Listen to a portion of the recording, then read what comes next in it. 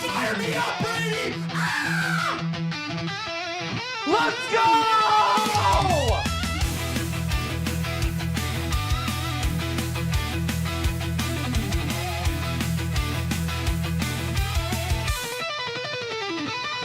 This guy's silky.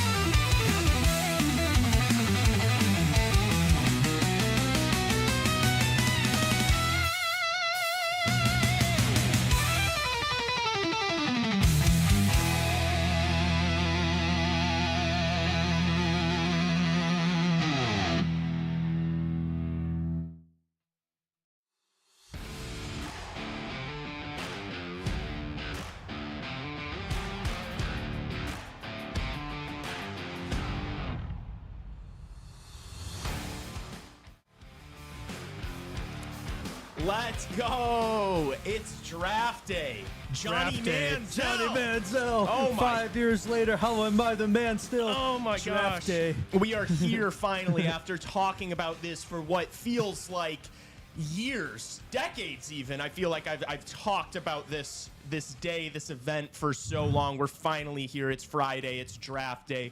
Welcome back to Chicago Hockey Radio. I'm Lee Grossman. This is Justin Lynch. We've got Raven Gasser right there. I'm pointing at him, looking at him. Tassos Kirkos is here as well.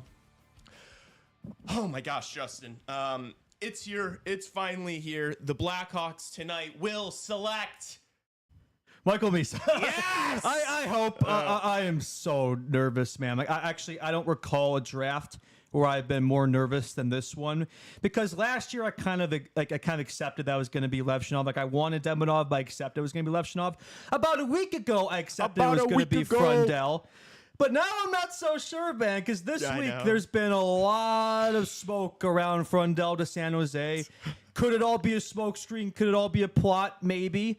But I don't know, man. Some of the people that are saying it, I think there's definitely some credence to it, and we will find out tonight whether it's legit or not. So, yeah, I still think more likely Frundell, but Misa's definitely not off the table, which I would have never thought draft lotto day that we could even be in this conversation. I always assume we'd have to trade up. He may very well fall in our laps at 3, which would be a tremendous outcome, I think, for CHR. And yeah, I think for San Jose, hopefully they make the right decision and take Anton Frundell. We are going to be streaming tonight the entire first round of the draft, so be here for that. I think we're going to be going live a little bit before 6 o'clock. I'm going to do some quick plug God stuff. Subscribe to this YouTube channel if you're new here. Follow the Instagram at Chicago Hockey Radio. And if you listen to this program on Apple Podcasts or Spotify, give us a 5-star rating and review. Justin, I feel like it's all smoke. I'm going to be honest with you. No. And what about the betting odds? I know. I was letting myself get hyped up earlier this week. And to be fair, there was like a 24-hour period where Michael Misa became the favorite to go third overall. He was like minus 125. He's not now. Close, though. It's Frundell at like minus 180. I was thinking about putting the last like $40 in my FanDuel account on Frundell at 3, just because I want to like hedge my happiness a little bit. I think I still might do that. But I just feel like it's all smoke. To me, it's like unimaginable. It's like if you're San Jose, they're at 2. How are you not taking Michael Misa? Like, I understand some of the attributes and some of the things Anton Frundell brings to the game. I understand that Macklin, Celebrini, and Will Smith are high skill players and maybe lack some size, and Frundell would be a good fit there, but Michael Misa's better than him. You know, he's the best like, forward in this draft class. Like, to me, there's a very clear gap between Michael Misa and the rest of the pack, at least when it comes to the forwards. So we'll see, man. It's funny. I thought the Hawks were crazy for like seeing Frundell in this plane ahead of guys like Martone and Higgins, etc. Both those guys might be dropping. It's crazy to think the Sharks might be thinking of that guy ahead of Misa. So we'll see. I do think they generally like Frundell. I think if they're in the same situation as us, it'd probably be, the reverse, right, where they'd probably be happy to take him at 3. But I think taking him at a 2 over Misa would be questionable, and they'd have some, they definitely, I'm sure the fans would be thrilled about that, but we'll see, man. I think the live stream tonight's going to be absolute cinema. Really excited for that. It's either going to be an absolutely joyous occasion or not so much. So, but I will say this: if there's one thing I could take away, the fact that the Sharks even considering Frundell a 2, I think says a lot about Anton Frundell. Like, I have been watching a lot of his tape, kind of expecting him to be the next Blackhawk, and I will say it's impressive. Like, he's clearly a very talented player. I think would do a lot of good things for the squad. I still, have the same opinion where I'd still probably take a guy like Bartona Higgins ahead of him. But if the Hawks do take him at 3, like, I wouldn't say it's, the end of the world or anything. Like, I think it'd be a very good piece for the squad. I've definitely warmed myself up to him a little bit, but with all this smoke this past week, man, it definitely would be a bit underwhelming to say the least. I really, because like Misa's like a franchise-changing pick, like whereas Frundell, like he's a piece. Misa's more than just that. Like if Misa falls in her laps at 3, our prospect pool is done. Like it's set. Like that's it. Like really, like I don't think that's crazy to say at all. If we get Misa, it's like you have Bedard Misa 1-2. Yeah, and that just solves so many problems, man. Like the amount of options that Michael Misa would open up on the offense, that would really allow us to move Bedsy to the wing if we wanted to, where I think he probably truly belongs. I know they say he's a center, but I mean, if you get Misa, I don't think you want to be he could be the 2C, but I think that's the 1C right there. And you move Bedsy to the wing, Nazar 2C, or maybe you move Nazar to the wing and then Misa's your 2C. It just opens up so many options, and that's just, man, imagine what that trio of Misa, Nazar, and Bedsy could do up front, man. That would be just absolutely disgusting. So, and another thing I like about Misa is just the thought that he's probably the only guy in this draft class who probably draws in right away. Like the fact that he could probably make next year's squad and make an immediate impact and be in the Calder conversation. Whereas with Frundell would have to be patient. We'd probably have to wait a year for him, maybe see him the end of next year. So, there's just so many things to like about Michael Misa's two-way game, right? His complete game. He's so well-rounded. He reminds me a lot, honestly, of Celebrini. And, so it'd be kind of, after we missed out on him last year, it'd be kind of fun to get that. And just the combo. Like, that would be that would be Bedsy's guy. That would be his wingman. I mean, how many times we've been saying in the show, we got to find Bedsy his guy. And that would be him. Yeah. I think Michael Misa's well-roundedness makes him the most likely of all these forwards to play as soon as possible in the NHL. Just because if you watch him play, which I know I don't watch a ton of CHL hockey. I've watched a lot of tape on all these kids. Michael Misa doesn't really have holes in his game that you're seeing, and you're like, oh, he needs to really work on this if he's going to play in the NHL. I've noticed that. It's like there's obviously there's a massive runway, and there's a ton of room for improvement in every aspect of his game. What 18-year-old isn't going to have that? But just how solid he is in every aspect of the game. Man, I want that kid bad. Can I put on? This is a tinfoil hat that I'm. Oh boy, can we do tinfoil hat time? If the San Jose Sharks end up picking Michael Misa, I'm getting a phone call right now. If the San Jose Sharks end up Kyle picking, Davidson? If they, it's sorry, one sec, chat. No, imagine. If they end up taking Misa at 2. What the fuck was this smoke screen for? What, like, why? Yeah, why? That's what I'm saying. It makes no sense, Justin. If anything, you would want to, if you're San Jose, you would want to say Misa. To incentivize the Hawks to trade up. I just watched that Game of Thrones episode, by the way. Misa. Yes, to incentivize the Blackhawks to trading up. Obviously, it's been known this entire time that the Chicago Blackhawks and Kyle Davidson want Michael Misa. That's their guy. If he's not available, they're going to go Frundell. That's what we've been hearing for months now. If you're San Jose, wouldn't you want to just be saying Misa the whole time to get the Blackhawks to offer something up that they shouldn't? That's what I'm saying. Why this smoke screen? And so my knee jerk is just like, did they throw that smoke screen just to have the Blackhawks be a little complacent over the past couple weeks, just because now Misa might be available at 3rd, we don't have to get too super aggressive with this pick, we don't have to. I know this is some conspiracy bullshit here, but this time of year, man, you hear anything, man. I would assume the Hawks are operating tonight on the assumption that Misa won't be available at 3, right? If they're smart, that's what they're doing. So it's like, if you want that guy, you're probably gonna have to trade up. But for the Sharks, it's like, if they do like Frundell so much, why wouldn't you do that? The Hawks want Misa so bad. It's like, man, you could just get so much additional assets there. So the fact that's this smokescreen wouldn't really make a lot of sense from. Maybe gives credence to the fact that is this really all a smokescreen, right? That makes sense. You know what I mean? Like, why would we be hearing all this stuff if it was just a smokescreen? If there's no movement and San Jose takes Misa, I'm gonna be really pissed. I'm gonna be like, what was this all for? Like, who started Just the these blue ball Blackhawks fans? Why? I think that's honestly exactly It's what cruel. it was. Yeah. It's cruel, and I'm gonna be pissed off about it. But man, if they step up to the podium, it's some WWE lady is reading the pick for San Jose. If she says from Djurgårdens, we are going to it's gonna be limbs and we're gonna go crazy. I will say there's a couple things about Frundell that I like. Well, he's really good friends with Victor Eklund, right? Who's obviously teammates with him on that team, and his brother is William Eklund, right? Who's obviously a big Sharks core piece there. So it's like that Swedish connection. Exactly, that Swedish connection. Who was a Swede that was taken it too in 2023? Leo Carlson to the Anaheim Ducks, and then who dropped to Columbus? Adam Fantilli, the star Canadian center there. I don't know, man. There are some parallels I see. You are a history merchant. 2023, the Canadians fans were pissed when they passed up Matvei Michkov for defenseman David Reinbacher, right? Last year, Ivan Demidov falls in their laps at 5. Blackhawks last year, most fans wanted Ivan Demidov, the star Russian. They take the defenseman instead. Maybe this year we get that wingman there. You know, as you know, I'm a big history guy, and I do see a couple parallels here that I think do fall in the Hawks' favor. That I will say, again, it's history. It's nothing really to base that off of in terms of inside information or anything. It's all just pure speculation and talk. But I'm a thinker. I constantly think. That's all I do. So I can't help but come up with crazy hypothetical scenarios like that. But it's what I do. I completely understand it. Yeah. Look, I'm operating under the conclusion that we're taking Frundell at 3. And I want all of you to think the exact same way. Just so that, when we select this guy 3rd overall, we're not all going to be like, no, what happened?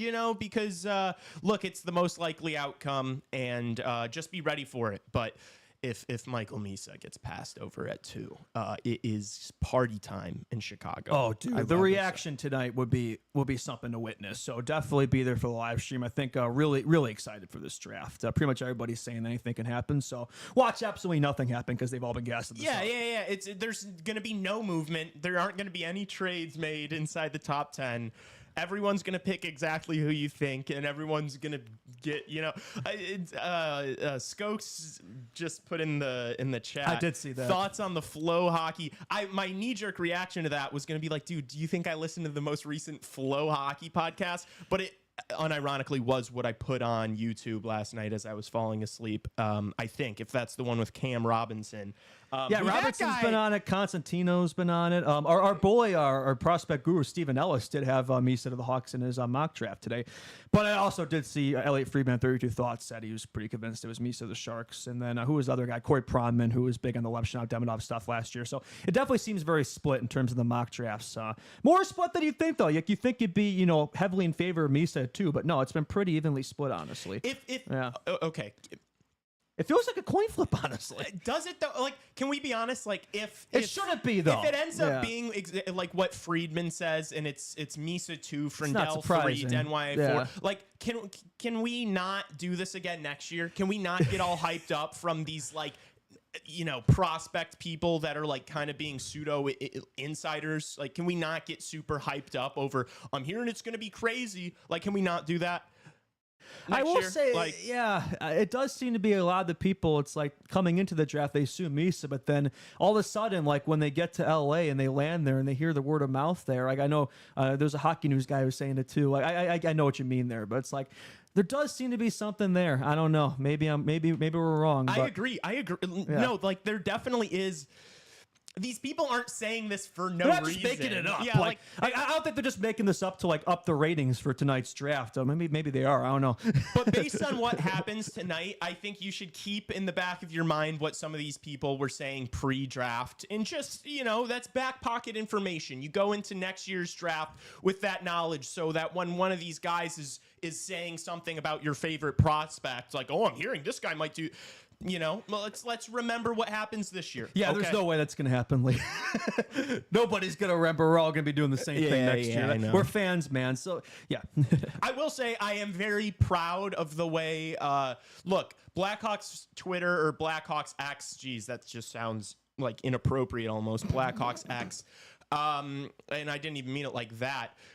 Look, I know that some of these fellas on there are a little cuckoo, but I'm so pleased with the way everyone rallied around the future is teal and changed those profile that was pictures. Absolute cinema. And I know you contributed to that. Yes, my profile picture of Bjork Beams is Frondell in the Sharks and jersey. I love it. And I was considering changing it, our Twitter account to San Jose Hockey Radio. Look, I love the way that everybody pushed the narrative, pushed this rumor as far as it could go. Yeah, machine. Yes, the propaganda machine. I'm so content with it. And honestly, if Misa's available at 3, I'm going to give all the credit in the world to all Davidson the memers. is going to be sprinting like Usain Bolt to the podium if he's available at 3. I think we should hold off. So, like, if the Sharks do announce Frondell, like, we should wait until Michael Misa's name is said by Kyle Davidson until we start celebrating. Could you imagine? I don't think it would happen, but could you imagine if Misa was available at 3 and he somehow didn't take him? There's no way. There's no way. Even Davidson wouldn't screw that up. That would be no. That would be the blue ball of the century if he pulled that off. But yeah, I don't think that's going to happen. But yeah, all the Hawks Twitter accounts that oppose the Sharks people has been pretty entertaining. I know it's driving those San Jose fans crazy, but there aren't many of them. So yeah, the Hawks people are outnumbering them. Yeah. I haven't seen a single San Jose fan on Twitter. It's just Blackhawks fans pretending to be San Jose. I will Sharks say, man, fans. I don't even know what the San Jose fans even want. Like, do you? Like, I don't know. Who knows, dude? I don't think there is. They're quite into these prospect people like we are, but. If this team ends up with freaking Misa and Celebrini, I'm going to lose my freaking mind. I suppose that's better than them getting Schaefer because like that is still a massive hole in their lineup that's going to be unplugged. Yep. That's another thing, Lee. It's like it's funny. Like we were all kind of operating under the assumption. I assume Schaefer's going to go 1, but what if he doesn't? Like what if the Islanders just take Misa? Is that crazy? Like yeah, I think that's crazy. Well, we'll see. I think Schaefer, dude, watching all and we were talking about this pre-stream or pre-podcast, I don't know, a few minutes ago about that Welcome to the NHL video. Oh, that was a great video. I also watched like a 40-minute Sportsnet documentary about Matthew Schaefer. I mean, this guy's him. Yeah. That kid's going to be a superstar, and not just because of his talent, but because of his mentality. I mean, what he's had to go through, pushing through adversity.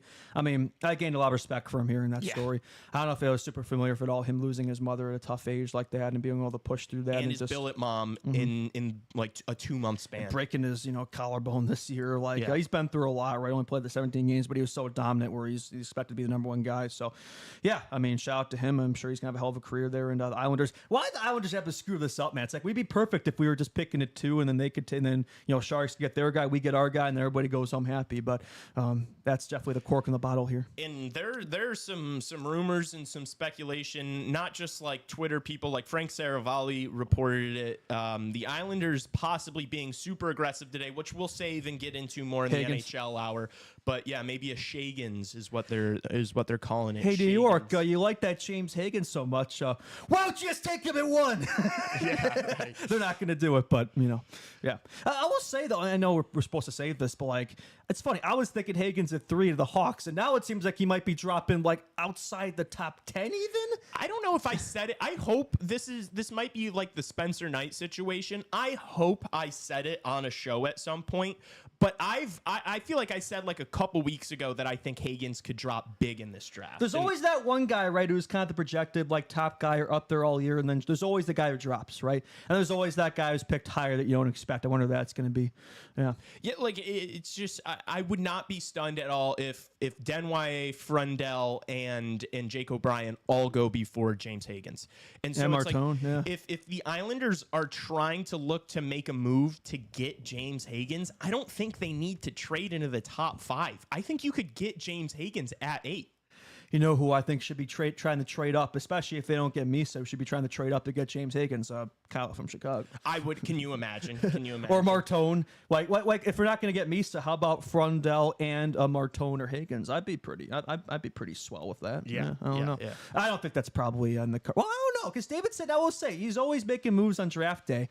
It wouldn't shock me if he was. I'm sure he's going to be aggressive. I'm sure he's going to try. I'm sure we'll get the tweets after the draft. Oh, Davidson tried this. And we'll see a video of him pounding his desk. Yeah. So we'll see. I would hope he's at least trying to trade up with San Jose, but probably not at this point with all this stuff coming out. Especially Frank Cervalli, it does seem like they're just going to be standing pat here. So we'll just have to hope, and maybe we'll get lucky. Yeah. I will say one more thing. Go ahead. No. We're not in any rush. It's funny. Here. Like the Hawks do have a first round pick, and it's funny we've hardly even talked about it. Yeah. The pick at 25 because we're all so focused on 3. Is there anybody you're kind of thinking of around there? You think the Hawks are going to keep that pick? You think they're going to trade it? Try to trade up? Look, I'm all for. I would love a trade up. Like for me, and I've been saying this. We've been saying this for months, Justin. It's like at this point, it feels like it's so much more about quality than it is quantity, and that's not. And it's such a cliche saying, but that's not the case for every single NHL team. Like there are so many teams that need to fill their prospect pools and they need numbers. The Blackhawks are not in that situation whatsoever. We have in the population of West Loop in our prospect pool right now. We don't need a billion more prospects, especially on the defensive side of things. Package these assets and move up as high as you can. That's how I feel about it. But if they are going to pick 25, I would love to just go for a gamble with that pick. Like is it Lyndon Lakovich? I don't know how to pronounce his name. I don't know if he's going to be available. Or I don't know, maybe a Malcolm Spence. I like Malcolm Spence. Go for whatever big forward is available. That Nistrazel kid. He's like 6'6" or something. Yes, he didn't put up crazy numbers in the USHL, but like that's a guy that maybe could be a Spellacy type, just a dog, right? It does seem like a draft where it's like normally it's like I'm really zeroed in on guys around the 20 range. This year it's like it feels like if you're not in the top 15, it's like you're just throwing darts at a board. But there are a couple of guys that definitely intrigue me. I'm not going to claim to be a prospect expert on guys outside the top 15. I'm just not in this year's draft. Like I've really been zeroed in on those top 10-ish guys. And after that, my knowledge definitely drops off a cliff there. I'm no Steven Ellis, but I would say if it's one of Spence, Nistrazel, one of those guys, that'd be definitely a couple names. Keep an eye on at 25. Yeah. That Mason West kid, maybe 34. Yeah. He seems decent.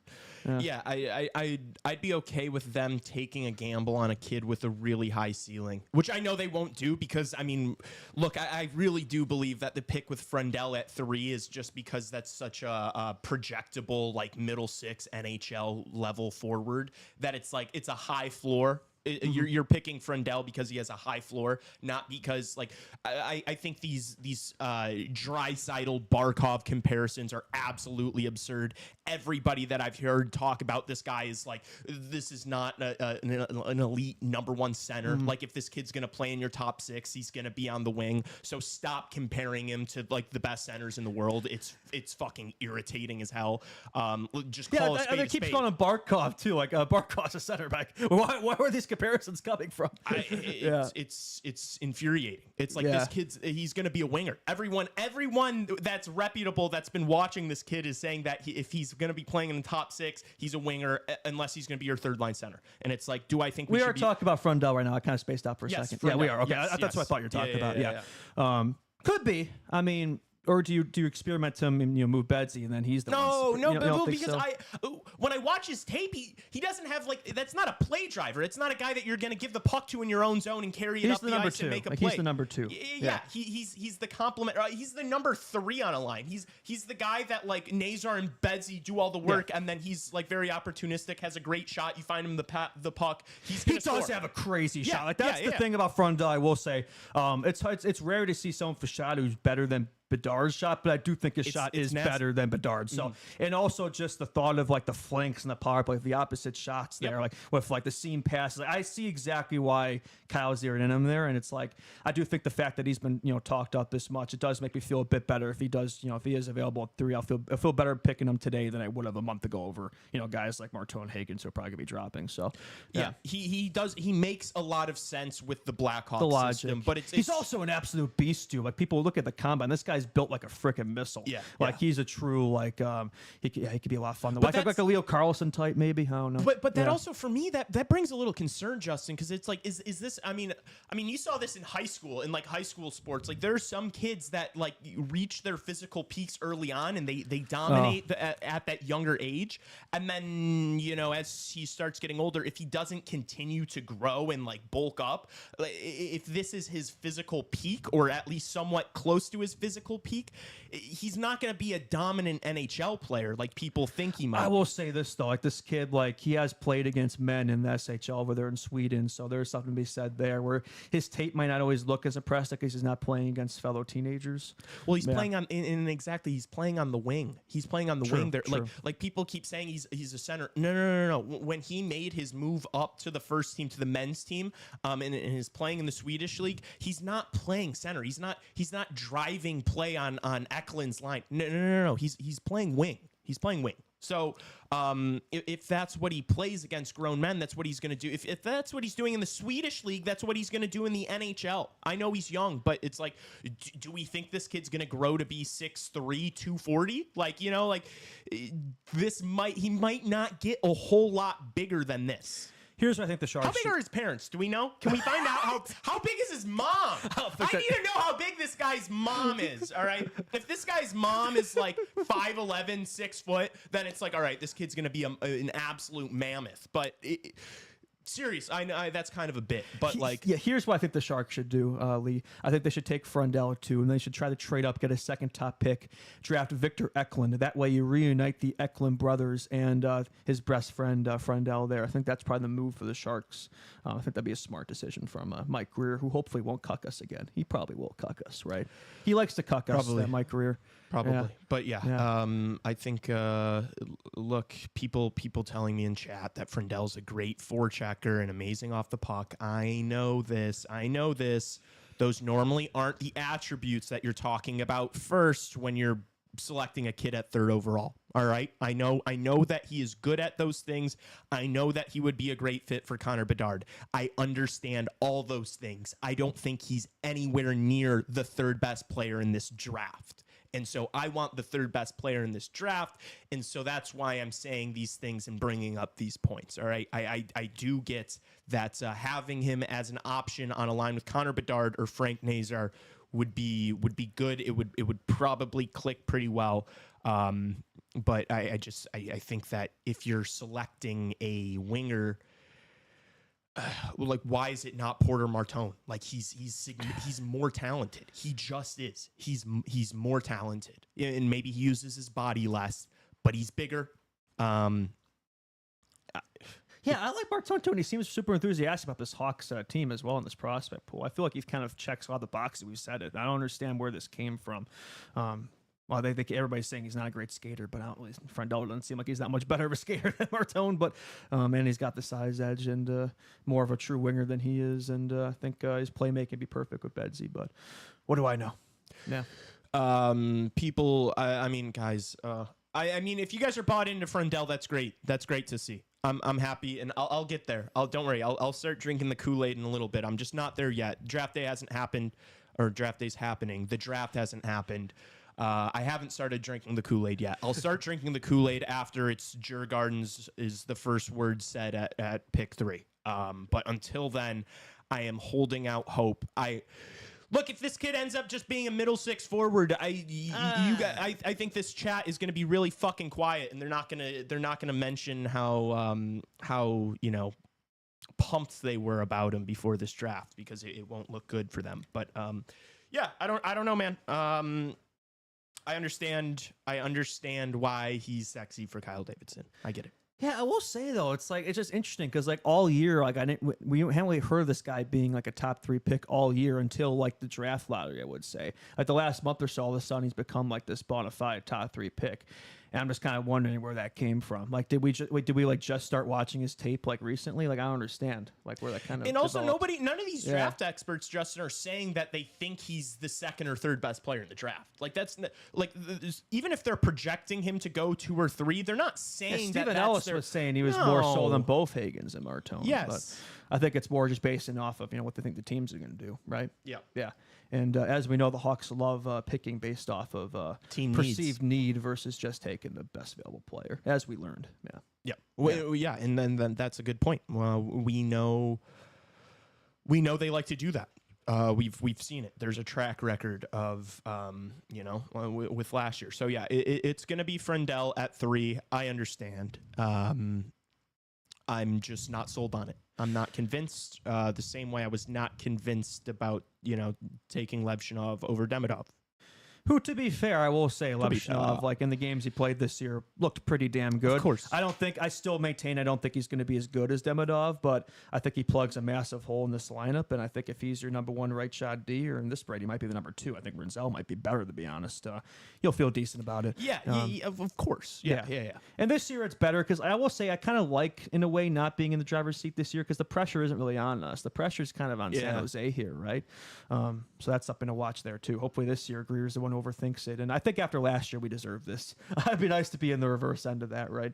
We'll see. Yeah, we will. Okay, should we move on here briefly? Talk about the Blackhawks just put out biggest news of the day. Yeah. The only news we care about, honestly, here at CHR. We should have started the program with this because we know this is what you guys want to hear about. The Centennial jersey is dropped. They're keeping it classic. The Blackhawks red. They're doing a gold outline around the logo to make it pop. Is it gold or is it tan? I don't know. It's something like that. I don't know. I think they said it's gold, but like when it's on the jersey, it's going to look tan. It appears tan. And then they threw the Centennial patch on, and I will say what I really liked was like the color. They had the 6 Stanley Cup wins on the collar, which I thought was really cool. A little homage to the history there. So it's definitely a detail-oriented jersey. Like the more you look at, you look at it first, it kind of looks similar to the the regular home jersey. But the more you look at it, you kind of notice the details. And I think they did a good job of it. I will say the video, like dropping it, the news was really well done. The content team really cooked with that one, just hyping this jersey up. And I think that was kind of what they were going for. They didn't really want to change it up that much. They kind of just want to stick to what's worked well, right, and not make it too different from the original jersey. So from that standpoint, I think they accomplished the task. I say other squads have probably gone for a bit more unique of a Centennial jersey, but I think it works. It looks good. It's going to look good out there. I'm sure plenty of them are going to fly off the shelves and bring more business. So good. So I give it a solid 7.5 out of 10. I will say the next order of business is to bring back the black jerseys. The black alternate we're still waiting on. I loved the video. I thought the video was sick. My only complaint about the video and why I wouldn't give it a 10 out of 10 is that it had like Drewski and Coach Chippy in it and not Chicago Hockey Radio. You beat me to it. Where was our inclusion? I'm sure there's been plenty of times on the show we've gassed up the Blackhawks jerseys, so it feels bad, man, to kind of miss the invite there. But I know I will say I like the inclusion of. Well, actually, do I like the inclusion of memes? It looks like they're trying to steal my job over there. So, or maybe they've been watching my content for inspiration. I don't know, but I will say they did a good job. If I hope they do more types of content like that moving forward, for sure. Hawks content team back in like the early 2010s, I'd say was second to none, best in the league. So if we can get back to that, I'd say that'd be a good thing. Yeah. Start rolling the propaganda out on us. Like roll out videos with these players. We do show off these guys' personality, man. Like, we have so many like young prospects and fun kids, and you wouldn't know it really. The outside league wouldn't know it unless you've been like watching the Hawks on a religious basis. I feel like there was one. I'm gonna jump in here if that's okay. Ooh, I feel sure. like there's one time I've seen on Instagram like an ad of a bunch of the young guys like Nazer, Domastro, Slaggert. They need to do more stuff like that. A lot of them at like an office. I think it was that office. Right, and they were doing like the paper airplane tickets. Yeah, that was awesome. Just little stuff like that. The commercials roll those out, like even if it's even because and I know I've pushed back throughout the season on the show just about maybe prioritizing some business things over hockey operations or the actual team. But look, if you're trying to sell shit, if you want to sell these season tickets, if you want to sell these jerseys, give us the Blackhawks in the commercials. Like give us that content. I am a sucker for it. I'll forget that you're just trying to pull one over on me and get me to buy something. Right? Like, shut up and take my money. Yeah. If you give me Rinzel and Nazar and more in a commercial, I'm gonna be like, all right, that's fucking electric. We just the Chicago Hockey Radio last week just posted a montage of 20 Blackhawks commercials. I spent way too much time watching those commercials because they're so entertaining. Give us those. Dude, there's way more, man. But you could probably do another post of like 20 more commercials. Like with Kane and Tays back in the day when they were coming into the league, like there was so much content around those two selling that dynamic, selling that relationship. It was Chevy, drive what Kane and Tays drives. Where's the fucking Chevy commercial for Bedard and Nazar? Please. Like, look, I need it. I think a lot of this is public perception, Lee. Like, look at what the Sharks have done. Like, they've seen it. They know what they're doing. Like, they've been doing it with Celebrini and Will Smith. Off camera, do they get along better than Benzie and Nazar? Who the hell knows? On camera, you're seeing a ton of content of those two, kicking up, having fun. Like, the Hawks need to do more stuff like that. I think it would help with PR and that type of thing and perception. That stuff does matter, man. I do think it matters. I don't think that Patrick Kane and Jonathan Tays were like truly like the bestest of friends, but that's what every single Blackhawks fan thinks they are because of that. You know? To be fair, I think when you're winning and stuff, your team is good. You probably have more time to focus on stuff like that. I'm hoping when the Hawks rise up the current here, we see more prospect plays. I will say I agree with Nolan. I did like that little prospect series they did towards the end of last season. They did like a post for something for like every prospect of the games and stuff, kind of hyping them up. So more stuff like that, more content like that. I think especially for the Centennial season, you'd hope there's going to be more content like that, especially history stuff as well. I would hope there'll be like a whole campaign centered around that. So that should be fun to witness. As you know, I'm a big history guy, as you all know. That was my minor in college. So yeah. Minor. I do think that fans just genuinely yearn for that content. They want to feel a connection with these players, and I think that's something you can achieve through business through advertisement, through marketing. And so that's like it's a win-win. You're killing two birds with one stone if you're the Blackhawks front office. So if anybody in the Blackhawks front office is listening to this program right now, if you're listening to CHR on draft day, which you probably shouldn't be, but if you are, please give us more player commercials, give us more player content. We love it. It fires us up, and I'll buy a jersey if you give me Levshinov make cracking jokes about the New Jersey, I'll buy a Levshinov Centennial jersey.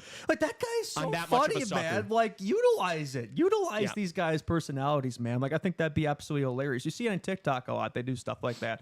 I want to see more of that in the Instas and the other socials, right? As you know, I'm a big socials guy, so I know what works well with that stuff. So if you need any help, feel free to call me. Yeah. And that really is such an important thing. Like, the Dynasty Blackhawks completely changed the way the city perceived the game. Like, and it's had a lasting impact. Like, even though the team has not been good for the past 4 years, there's still a following. They're still following it. Yeah. And it's like, and so much of that is because of the way fans felt about those Dynasty players.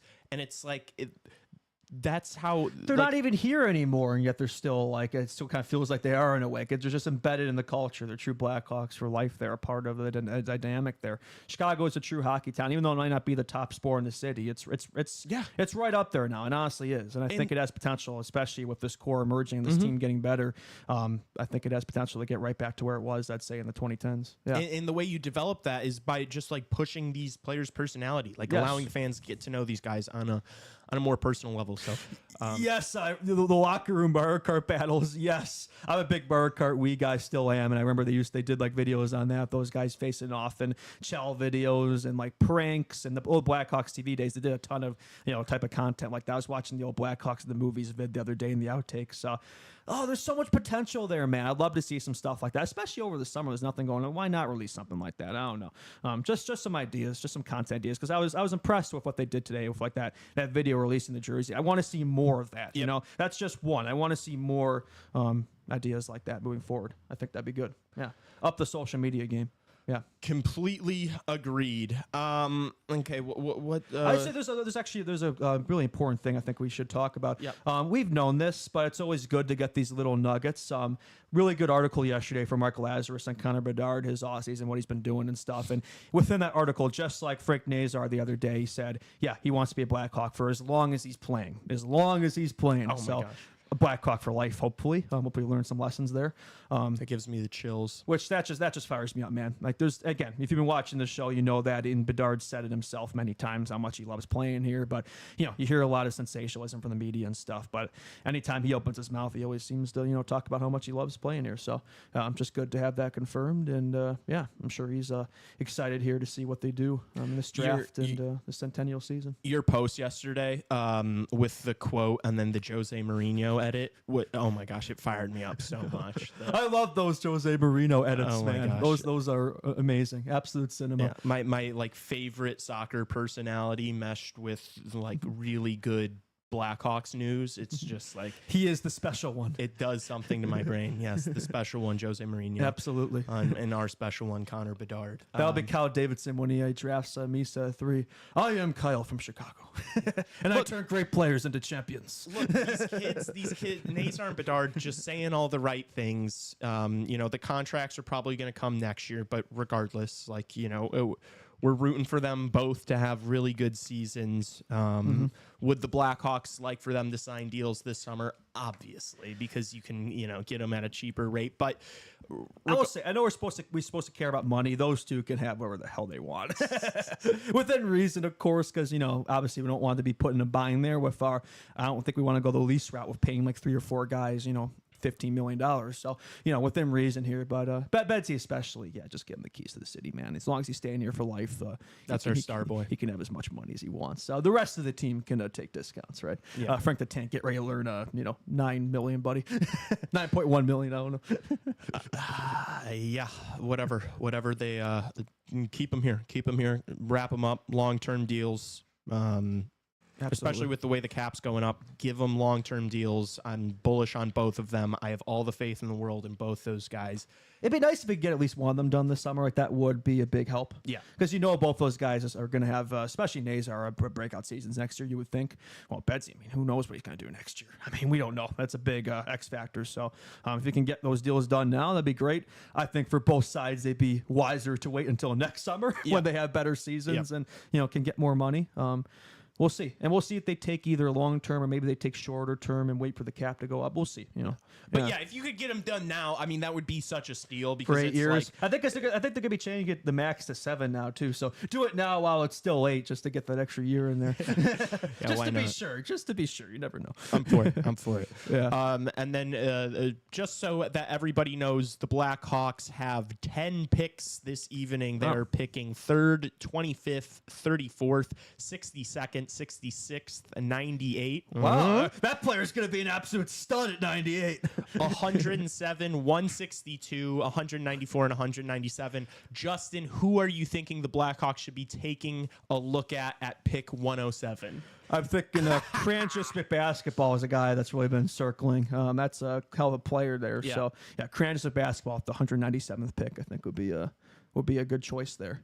Yeah, I will say, 10 picks. You think the Blackhawks going to use all these picks? Package You don't need to use all these picks. Like all these picks, I'd say past 6. Yeah, you could trade these and get some assets here. I don't think we need to use all 10 of these. Picks. Genuinely, for every single pick after the 62nd pick, do you think any of those guys are going to come into this situation, this organization, with how jam-packed the prospect pool is? And if it is, they're years and years away. I will say every draft normally has a couple diamonds in the rough, towards the end of the draft, like the Dustin Bufflins and the Troy Browers and the Bursch, guys like that. But it's pretty rare to find. If you find just a guy who plays in the NHL from pick 100 back, that's a win. Like that player probably accomplished, their value there. So it's unlikely. It's unlikely. If you're not picking in the first 3 rounds, that round 4 onward, you're throwing darts at a board. And especially when you're talking about a prospect, but we don't have the prospect pool of the Islanders or the Bruins. It's not like this is some shambolic barren wasteland of a prospect pool. Yeah. There's so many guys, and it's do you really think that a kid getting picked in after the 4th round is going to crack a lineup in 3 years, given how many guys he's going to have to beat out? I think it's extremely unlikely. I know there's going to be people in chat saying, well, Lee, this player was taken in the... And it's dude, okay. I will say, it does seem like teams right now are looking more for established talent versus, those types of, draft capital and prospects and stuff. And the Hawks, unfortunately, they have a ton of draft capital and prospects, but not a ton of established talent that they'd be willing to give up. So it's tough. They have all this material here in terms of trade value, but nobody seems to, want it at the moment.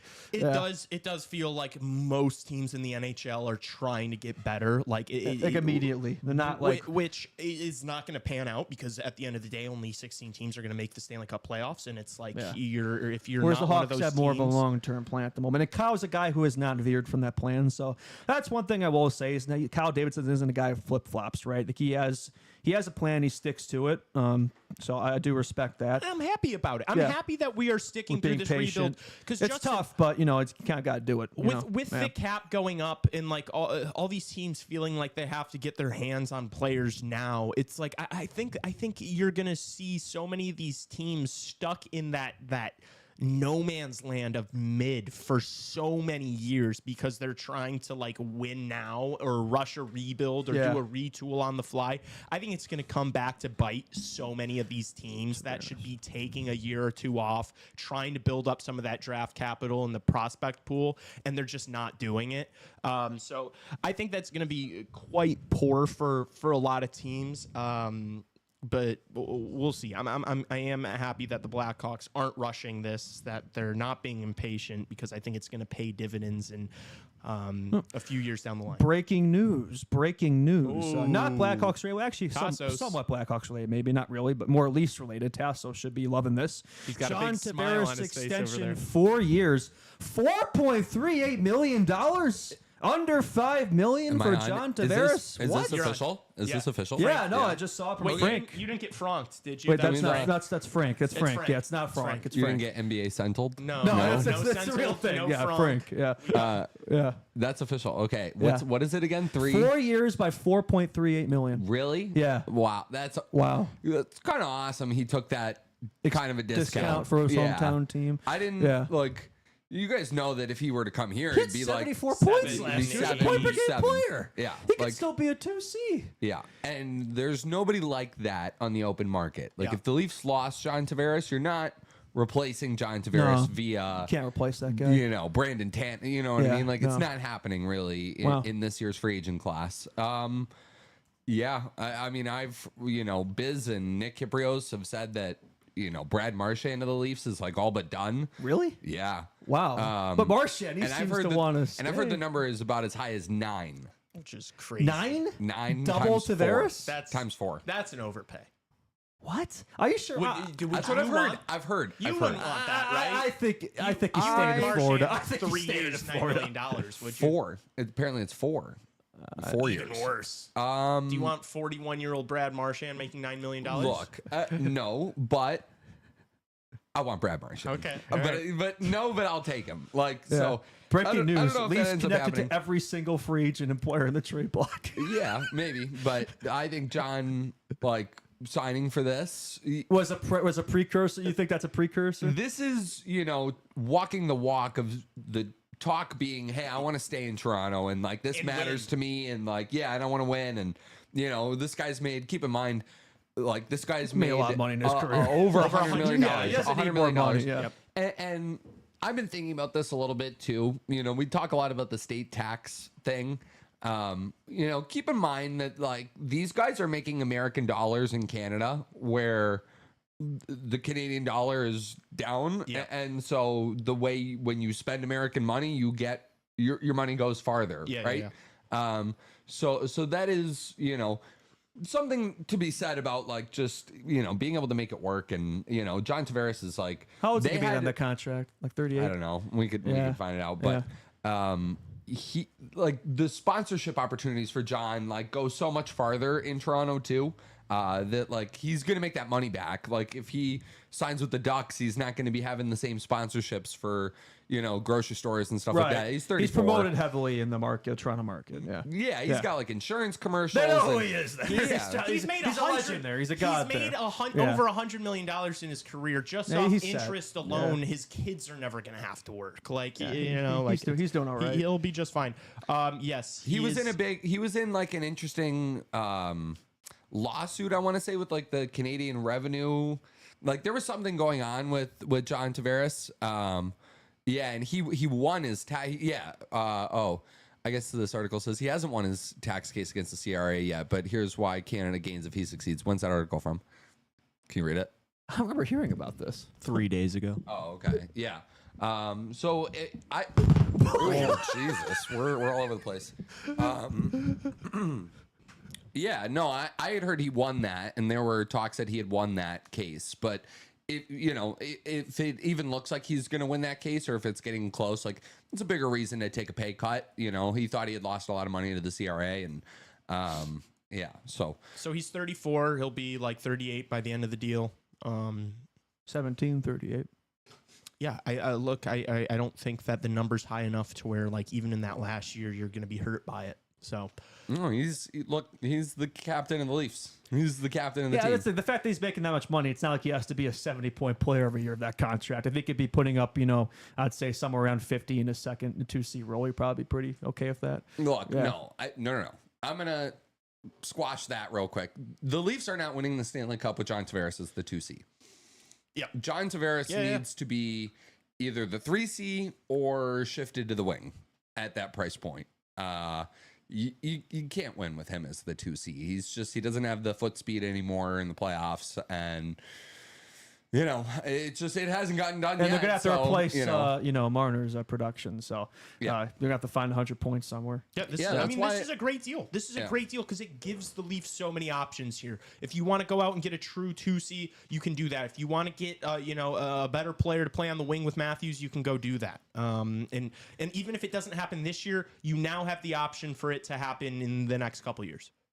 Yeah, next year will be different for the Leafs. Yeah, it'll work out. There's some interesting stuff going on. I mean, I'm getting texts that are like, "You ready for tonight?" Like in terms of trades. So, I think there's gonna be some. You weren't in here when we were talking about it. Like there have been so many people saying like, expect the unexpected. This is gonna be crazy. They say that every year. Tassos, if nothing happens and it's like, okay, we're through the first 6 picks and it's exactly what we expect. Next year, can we put on some like earmuffs or something? We're not remember to do that. Buy into all this. But it's different because next year you won't hear it anyways. The prospect pool is loaded next year. The draft class is like insane. You're not trading out of the top 5 next year. Like that's just not. That's like a 2023 it's level really draft good. next year. Yeah, it's real, loaded. like even outside, like you're not. If you win the Gavin McKinnon pick, you're not trading out of it. Yeah. And there's other kids. There's like there's a kid from Norway that's supposed to be really good. There's Ryan. Or something like that. There's a kid out of the Niagara Ice Dogs, Ryan Rubrek. There's Brady Wasselin, who committed to BU, is going from OHL to the BU. Mm-hmm. So DuPont's 27. Like right? you're not trading out of a top 5 pick next year. So I think the chatter about like there is outside of the top 2 and even 3 now with like Frindell, they're the picks between like 4 and 9 here. Or it could be in any order. It does feel like the draft starts with the Hawks. For me, it's like Misa's going to go 2 to the San Jose Sharks, and when that happens, there's going to be a laundry list of people that I'm going to, every report they put out for the rest of the time, I'm going to take with a grain of salt because I'm going to remember all the smoke they blew about Frindell going to. Yeah, I mean, I think Anton Frindell is like the Barkov, like, and I know you're like, oh, we got to tone down the Barkov comparisons, but he's not none of them project him to be a first line center. Yeah, but I don't know that many projected Barkov to be a first line center either back then. Barkov was a guy too. 2nd overall, I think they were probably hoping he was going to be a first line He wasn't center. supposed to get drafted 2nd overall. It was kind of similar where it's like suddenly as the draft approached, his like draft stock like rose. I do see some parallels there. Yeah. So there's parallels, but again, I think it's completely insane. Like Jason Bukla, who was a part of the Florida Panthers, like scouting. He was like running the Florida Panthers scouting when they picked Barkov. He's now like a freelancer and he runs his own like scouting thing and freelancer is just like me. Yeah, kind of. Except he picked Sasha Barkov. But so he has Denwye going like Denwye as like the number 2 guy after so. And he's like, this kid is like, unbelievable defensively. And he's like, I would sacrifice 20 points to have a dominant player down the middle. And this is one of the most respected draft guys out there saying Denwye is the guy, So is that the guy who was saying he was like the next Taser Bergeron or something? Look, yeah. I think for the Sharks to pick Denwye too. Oh, yeah. Yes. I mean? Sharks. Yeah. Denwye. Like that's what he was saying. I don't know. That was the only person I heard say that, but. Yeah. The Sharks, yeah. I think the draft starts at 4 today. Obviously, I I think there is a legitimate chance that the Sharks pick Frindell. But yeah, I think the reason, you brought up, oh, can we like not talk about it anymore? And it's like, oh, there's the Noah Dobson stuff, which I don't know how much you guys Been talked connected about. to Montreal. Yeah, we haven't talked about it at all. yet. Maybe we talk about that on the other on the other Yeah, we're side. kind of saving the NHL stuff for the second half. But like, getting a kid from Long Island, maybe if James Higgins falls to 7, I don't see him falling past 5, maybe. But some people have him all the way at 11. I think for me, it's not a. I don't think James Higgins is going to be a top 5 pick from everything that I've seen and His heard. draft stock is and then falling. that's what I guess that's what I'm getting irritated by is people are like, oh, anything can happen. We know James Higgins is good. Everything that we've seen and heard points to the fact that James Higgins is going to fall. Brian in the chat, Frundell was more talented Marcus Kruger. Well, Marcus Kruger was his teammate with the Swedish team, so maybe that's where he got that comp from. Kruger's a big Frundell fan, big Glazer. Yeah. Yeah, I mean, all those guys over there say that this kid's going to be a superstar, like in the NHL. We'll see. So, he's been consistently among the best in his age group since they were 6, apparently. So, I don't know, man. I don't know. We'll see. But I do think that there's going to be something, maybe Pittsburgh, I could see, they've got the back-to-back picks. Like maybe they move up a little bit. I could see Kyle Dubas trying to get aggressive, maybe even trying to like offload some pieces. I mentioned hearing something about Brian Rust, maybe liked by Utah, who just went out and got JJ Peterka. You guys talk Peterka yet or no? We're saving that for the second half. Yeah. Well, yeah. But draft should be good. Draft should be fun. I think there's going to be some trades. There's going to be something. There's a couple names on the Hawks trade board, Lucas Reichel and Connor Murphy. You think any of those two could be dealt today? I feel like those are day 2. Those are day 2. That's a day 2 trade. Oh boy! Oh great! I also just felt like there was I feel like I've been saying for a while now that I would be surprised if Lucas Reichel is on the team. Yeah, you've been calling this one. Yeah, it feels inevitable. Yeah, like if this is a guy that other teams are interested, why would you not deal him? Because this Blackhawks organization obviously does not have the highest belief in him and in his abilities and his ceiling. If there are other teams that still desire him, why would you not move on from him? I think the Scott Powers article literally said like they have no idea where he fits in or something. Yeah. Exactly. Because it's where does he fit in? You've got all these young guys that are going to be, coming into the lineup over the next year or so. Where does Lucas Reichel fit in? Because he's not going to be playing. We know already he's not going to be playing on the top 6. If he didn't have any top 6 time this year, he's not going to I don't think he's going to have it next year. So it's like, just deal him. Like, please. Just he's not going to be loving that.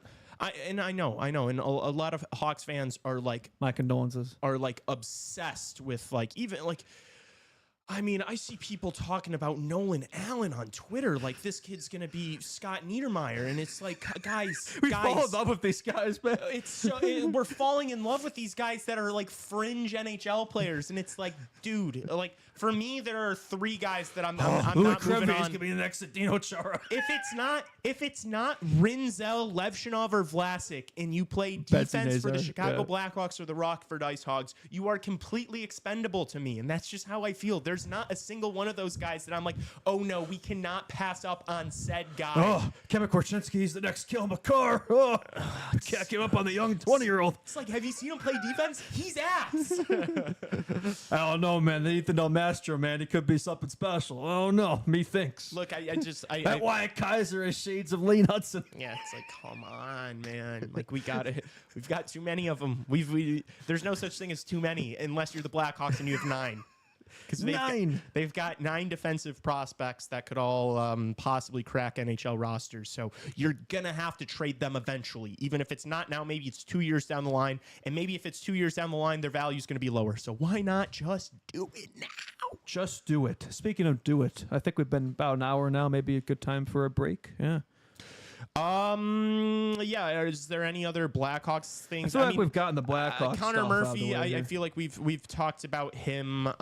Look, I guess I'm okay with either option. I understand the importance of having a veteran to, coach up these young players, because what is a coach for?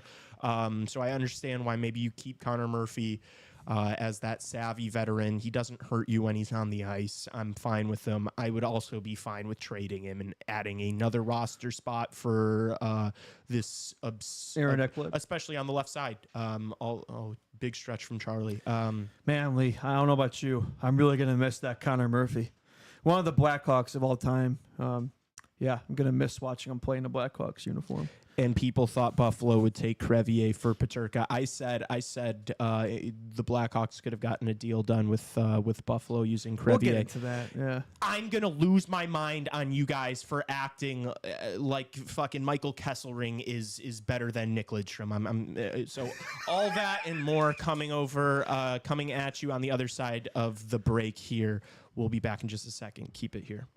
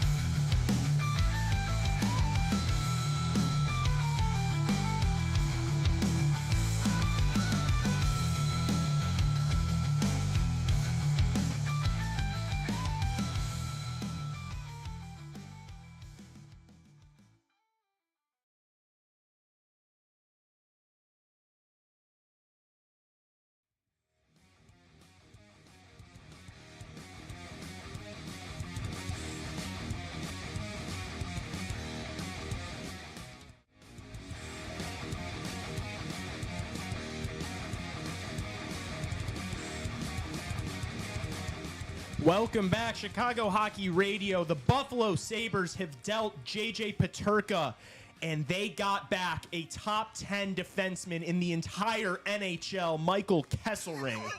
Top 10 NHL defenseman. Top 10 in the world, Michael Kesselring, as well as Josh Doan. That's the son of the legend there, right? Shane Doan. They got back a return. These assets that they got back, I mean, the Blackhawks could not have possibly matched Michael Kesselring, known top 10 defenseman in the entire NHL. It was an absolute fleece for the Buffalo Sabres. They got back Michael Kesselring and Josh Doan. They really nailed this one. Yeah, what were your initial thoughts?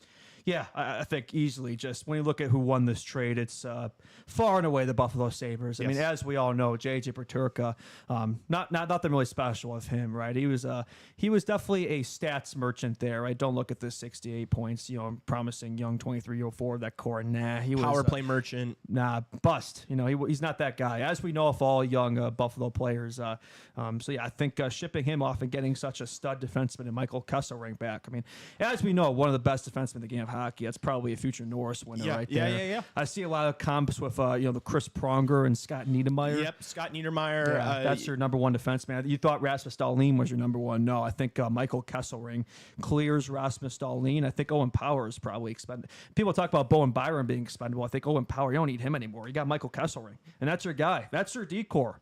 I mean, I don't even think you need to fill the other 5 slots there. Kesselring could do them all. He could play him in all 6 pairs there. So. Yeah, and JJ Peterka is definitely not going to go on to be a superstar. No, not at all. We've never seen the Buffalo guy. Sabres trade a young forward that's about to enter their prime that showed a lot of promise and win a on the Stanley Buffalo Cup Sabres. right after that. Yeah, Reinhardt didn't. He never did that. Right, he was a bust. Justin. Jack Eichel, he's a bust, as we all know. Yes. I mean the Sabres, right? So yeah, I mean, I think it definitely to get these established studs, and not to mention we haven't even brought up Josh Doan yet. The son of Arizona Coyotes legend Shane Doan. Obviously, just clawing the surface of his potential. So why do people have to galaxy brain this shit, Justin? It drives like. So many people on Twitter, because I just kept engaging in different conversations about this subject, and so many people were talking about how great Kesselring is. Like, don't get me wrong, he's a really solid defenseman. He's a big guy, right shot. They had a need for that. I understand that. That's all great. You gave up JJ Peterka, who's just scored almost 70 points. As a 23-year-old, like they've done this so many times, and people are now acting like, oh, no, this is gonna pan out. Did this make the Sabres better? No. So stop fucking acting like it Alex did. Vlasic's better than Michael Kesselring. People were acting like this guy's the next Cale Makar. Oh my gosh, Josh Doan's a bottom 6 player, probably. All right, devil's advocate. Right. Here we go. Well, no. Tassos This is just locking in. So, I had a couple of thoughts. Some of them original, some of them unoriginal. Steve Dangle had a really good point. You did not have to trade JJ Peterka. You didn't have to trade him. He's a 23-year-old RFA with no rights. If his only right is to sign an offer sheet. And if he does, you match it. And you have a contract with the Buffalo Sabres. If he doesn't sign an offer sheet, and it gets to training camp, okay, sit at home. Like, why? Paul Nylander? Why? Yeah. Sit at. Oh, no, Nylander sat out because of him. Yeah, right. But like, this is more so the Sabres being like, you want to trade, like, we're not trading you. Like, sit out then. If you don't want to sign, like, sit out.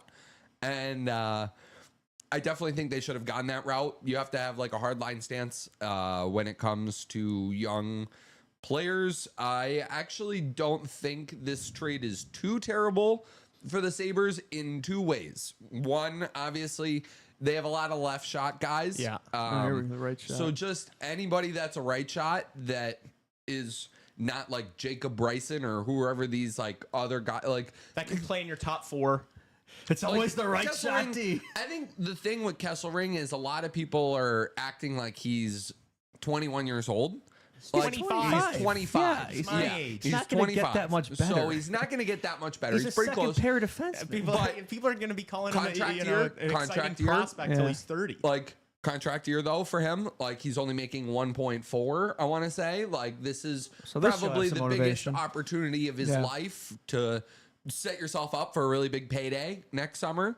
And he's got to prove it on the Buffalo Sabres. Yeah, I was Good saying luck. that. The Sabres Well, I released mean, you're a either video. He playing looked next to really Rasmus- thrilled to be. You're either playing next to Rasmus or Dahlin Owen or Owen Power. Power, so it's not really that. I know it's Buffalo, but like It's not like he has to be the guy. Be the no. third best defenseman. you're there I to feel pretty balance good about out that. a guy who's supposed to be the guy. Yeah. Josh Doan obviously isn't gonna like. I'm a huge Josh Doan guy. When I was doing like my morning You've show, been talking about him I've been talking about this kid for forever. so long. When he was in the American Hockey League, and they were still the Coyotes, I was about to lose my mind if they didn't call him up and give him games before. Like And he looks good in that stint. Yeah, of course. He should have been probably in the NHL for a few months before then. And I was like, watching these AHL games that he was in, being like, look at his stats in the AHL that year. Like, I think he was point per game in the American Hockey League in that first year. He had like 9 points, 11 games with the Coyotes that year too. Yeah, like And then he should just have been like up his there. dad, the franchise. And they were cutting it really close because the talks were 46 in 62 games for the Tucson 46 Roadrunners. points in 62 games. So like that's the a really franchise good. folds. But then You know? 9 and 11 at the NHL level. Yeah, so I'm really high on this kid. Is he like gonna be JJ Peterka? Probably not. No, but like, no, not- the other thing too is like, He's 23, He's 23. He's So got some room to grow, yeah, and I think there's a really good player for him to learn from in Buffalo named Alex Tuck. Like that's a good guy for him to sort of take up and emulate, and for a team that is also very soft, like. Have you seen the clip of Josh Doan? It was so when his dad Shane was playing in the NHL, Radko Gudas ran him from behind, and in one of Josh's first NHL games for the Coyotes, he fights Radko Gudas. Oh, that's baller. Because he ran his dad, It's which nails. is It's nails. That's nails. Nails, dude. So You think they're gonna hold on that's to Tuck, just though? what Buffalo needs. But- And Kesselring drops him too. Tassos, Kevin Adams needs to hire you for how good of a job you're doing right now. Like,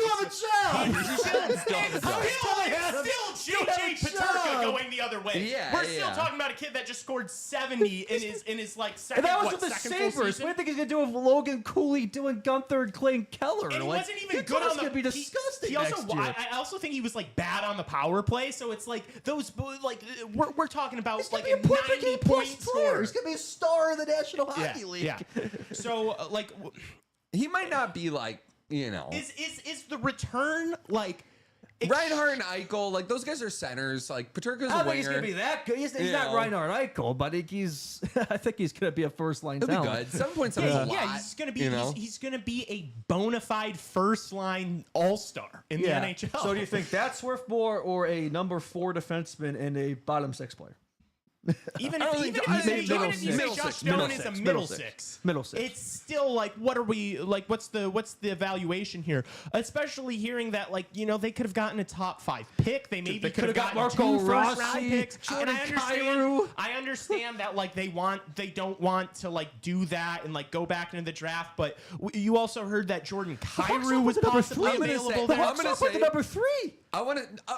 I want to say something. I think that is all not true. You think that's all- I think that all of that is not true. Oh, I Really. don't know. I It's think the there were Buffalo Sabres you're talking about. I think there were better offers out there. I do think there were better offers. I don't think the Blackhawks offered the number 3 overall pick for JJ Peterka. Fraser have always And said I think it. if they did, you should be furious. If they did, you should lose your mind. Especially if Bisa drops to 3. if- That'd be hilarious. I agree. No, the I offer- would make that I don't trade. care I who's would make that available. trade. I Yeah, agree, but that's what we heard. It's That's- Buffalo. That's what Would we we be heard. surprised? And I hope you're right. But why did the Hawks offer that? That would be bad. That would have been a bad offer. That would be bad. But if that was offered, Tassos, and the Buffalo Sabres shot that down for Kesselring and Josh Doan, that is equally as bad. No, that's Yeah. worse. That's worse. That's yeah, worse. yeah. And also, like, here I'm thinking, like, a trade with JJ Peterka, surely it's going to involve maybe a pick swap between the two teams. Like, I don't think they offered Kyrou for Peterka, dude. There's no way. There's they're just not, making it's it not up? equal value. Why are these insiders saying this is what I'm talking about? Like, if all these insiders are just smoking God knows what. Like, I'm gonna stop listening to them. Like, I'm done listening to these people. If all this is Who not said these things? Frank Serafali! Yeah. Well, Frank, it's a little, Did Elliott say it? You're more of an Elliott Friedman guy. Well, yeah, You're a Team Elliott. Yeah, I am, definitely. I think didn't Elliott didn't Friedman say today that there was a lot of other offers on the table? I think there were But things maybe that not were those more. ones, maybe different. I find it really hard to believe that the Blackhawks offered 3. Okay, maybe that one. But what about Rossi? What about Kyrie? What about all the other ones? I hope you're right, Tassos. What about because that was it is Dobson so thrown bad. in there? Was it Dobson? I think that is so bad if they did. But Dobson's even worth more to me than Dobson, JJ Dobson Peterka. was Dobson for JJ Peterka is not a fair deal. And also, Dobson right now is this is the perfect time to go get Dobson after what was probably a down year. That guy's gonna be an elite defenseman in the NHL for a long time. I think it is. I think part of it is a lot of people are trying to kick Buffalo while they're down, and particularly Kevin Adams. So to be what's got Buffalo and Byron? They offered 3 for him. And look at what he didn't take. It's you have no idea. There were reports out there. We listened, or I watched the press conference that he did. There were reports out there that weren't true that they were going to buy out Matthias Samuelsson in the buyout window, right? Mm-hmm. And they did not. And Kevin Adams came out and said, we are not buying out Matthias Samuelsson. Now, when he was asked about JJ Peterka, he was like, oh, well, and then ended up trading him 2 days later. But, when it came to Samuelsson, he was very firm about being that's not happening. Dude, I just especially because I think Terry Pegula would lose his mind if, because I'm sure that buyout is ugly. He should be losing his mind right now. But he doesn't care right now. Did you see the clips of Kevin Adams? It was from a press conference this year. Honestly, I just feel bad for our fans. It's how that was the one. That was the one this week. Your star player. That was 3 days ago. That wasn't from this year. That was from 3 days ago. That was 3 days ago. That was before the trade. That's the press conference I was talking about. We played it. I feel bad for the fans. They've been building for 14 years. They haven't made the playoffs since 2011. They draft all these studs and they trade them. They draft players. They trade them. They draft. They trade. It's this never-ending cycle. He said, Lord, forgive me for I have sinned. Oh my gosh, it's so bad. I can't believe he has a job. He's been there for 5 years. And not to He's kick him. their guy. He's Terry Pegula's guy, though. Why? Because they built. There's the Harbor Center, I think it's called, the practice facility of the Sabres. It's a big, huge facility that they've hosted the World Juniors at, and they've hosted a lot of different things. This is a bit about the Sabres, just so when they sort of built all that up when Terry Pegula bought the team. Remember, he bought the Sabres before the Bills, okay? Yeah. And then he bought the Bills and then sort of lost all interest in the Sabres. But when he first bought the Sabres, he threw a lot of money. He threw bad contracts at guys like Ville Leno and all that stuff. So they built this practice facility, and Kevin Adams was running the youth hockey there, straight up, because that was he was part of the community and youth hockey scenes. Look, this is very real. Yeah. And now so he's been his guy. He's been grooming him for this since for 7-8 years, and then was finally able to put his guy in, and now his guy stinks, and So how long is he gonna be willing to give him the benefit of the doubt here? How long is the leash? Well, you have to. I don't know. It depends on.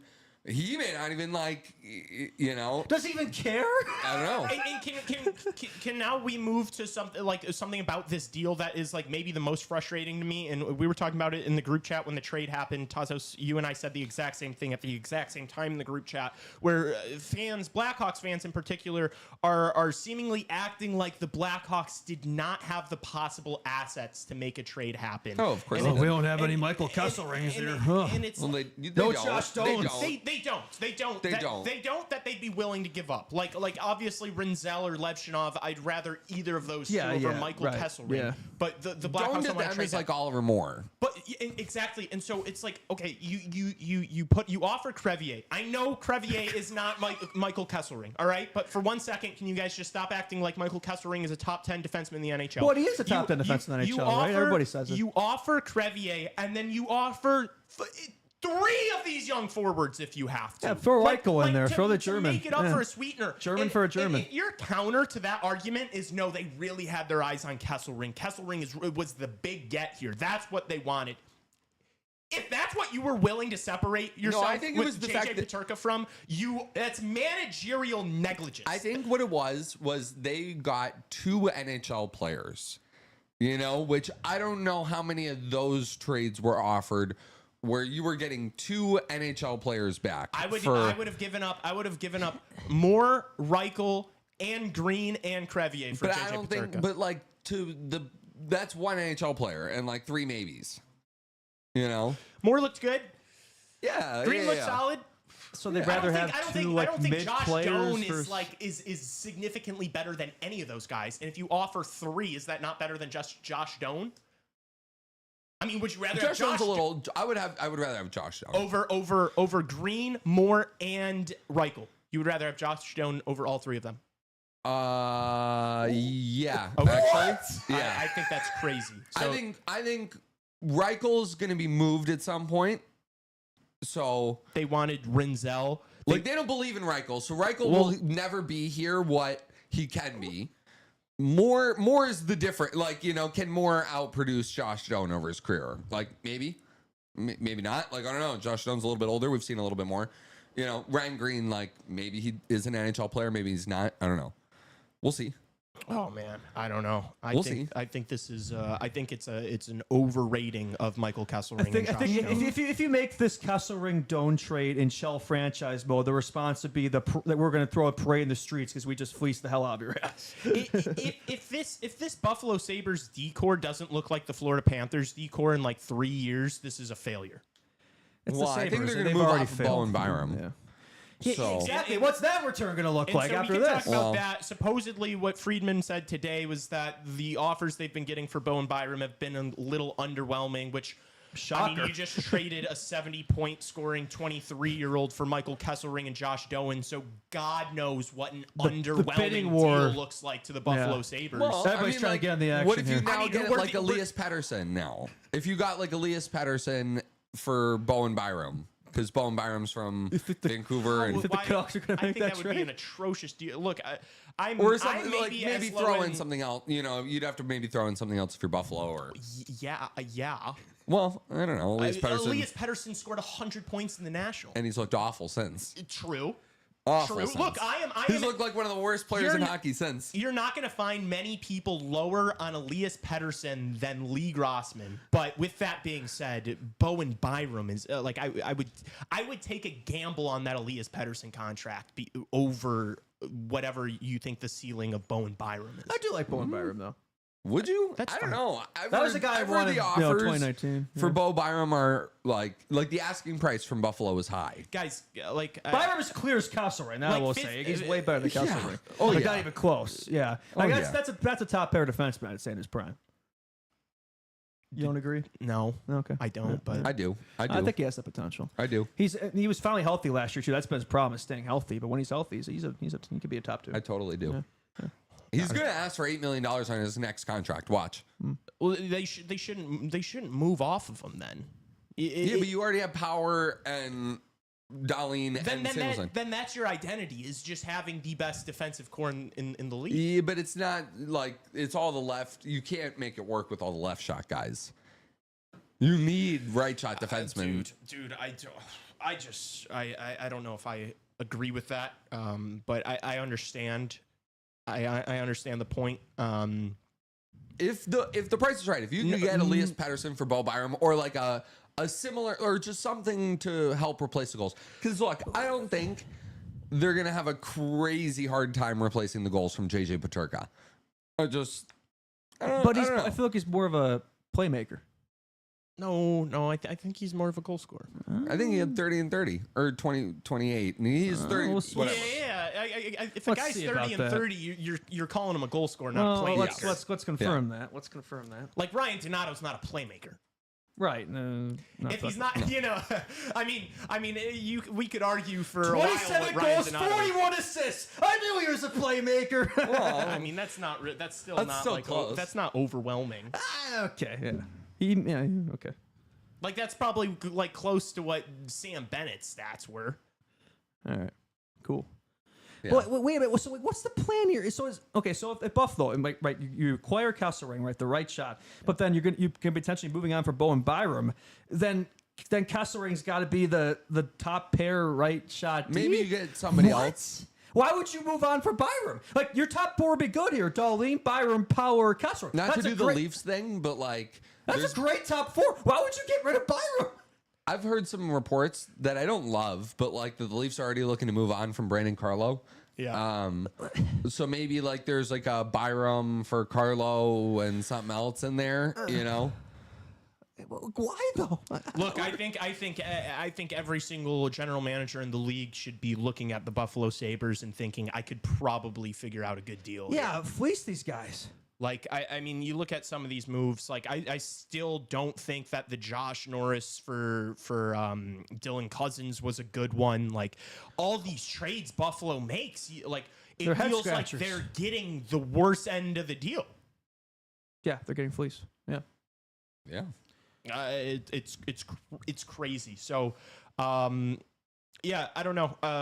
Just frustrating. I still stand on the fact that if the Blackhawks really wanted a deal to get done, they could have and should have been able to get a deal done. And maybe they just weren't willing to separate themselves from that third overall pick, which good, valid. Yeah. But it's like if you're refusing to offer up an Oliver Moore because you really believe in him and you can get back a player like JJ Peterka, I think that's bad. Bedard is a playmaker, Evan. I know he's a great shot. I mean, he's a playmaker. To answer your question in the chat. Bedard's a playmaker. I've said it so many times. Yeah, and I think exactly. You can have a great shot and still be more of a playmaker than a sniper. 3 and Rinzel for Peterka is the worst. Would be terrible, Trevor. There's no way that's true. That would be terrible. There's no way that's true. That wouldn't be worth it. That wouldn't be good for the Blackhawks. I haven't.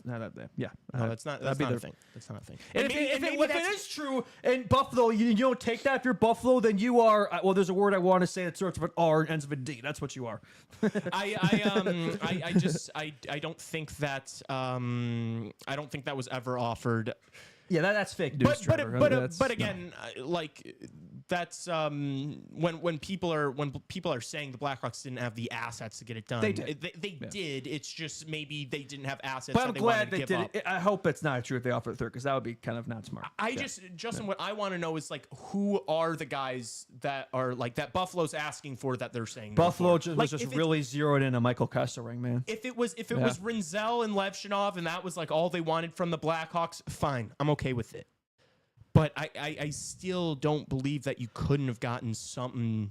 Buffalo wanted the 3 in Rinzel. So how would you go from wanting the 3 in Rinzel They to countered. settling on Kesselring and Doan? So apparently, What? they said GMKD offered pick 3 in Reichel. Buffalo countered with Renzel. Who are you And just pick reading? 3. Are you just reading Trevor's chat? I don't even know if he's. No, I have- pulled something up. Okay. Yeah. And they wanted- KD rightfully said no. Okay. Where are you seeing that? I mean, 4 different. This is from. Originally, it was the tweet, but then there's just a bunch of I feel like people Frank was the articles. guy. Maybe, who knows? Yeah. If it's just a bunch of tweets, I don't care what I don't really care what people on Twitter say because nobody actually knows. This time of anything. year, who knows what's true and what's not? You hear all Especially- sorts of stuff. Especially not people in our position. We're Like, not gonna know. We're not gonna know what officially was offered Right. for like another Yeah. week. Right, fair. What do you think about the extension, the $5.77 million for It's Peterka? amazing. Yeah, that's a great deal. It's fucking That's a great awesome. deal. I mean, that's going to be a steal, I think, probably, and if in the future, it's going to age well. He just Yeah. scored 68 points. He's worth Like, that right now, and he's only going to yes. get better. He's 23 years old. Like, he's not even in his prime yet. He's going to probably put up. I wouldn't be surprised in that Utah team if he was a point per game next year. We just saw Trent Frederick get signed 8x4, like 5 points by 7 point whatever for JJ Peterka is a fantastic deal, and that's a deal that like damn if the Blackhawks had that would be insane. Like if the Blackhawks had JJ Peterka for 5 years at 7.7. Man, It that be would so that would solve a lot of nasty. problems there, man. That's your wingman for Bedard for 5 years at 7.7. Like that.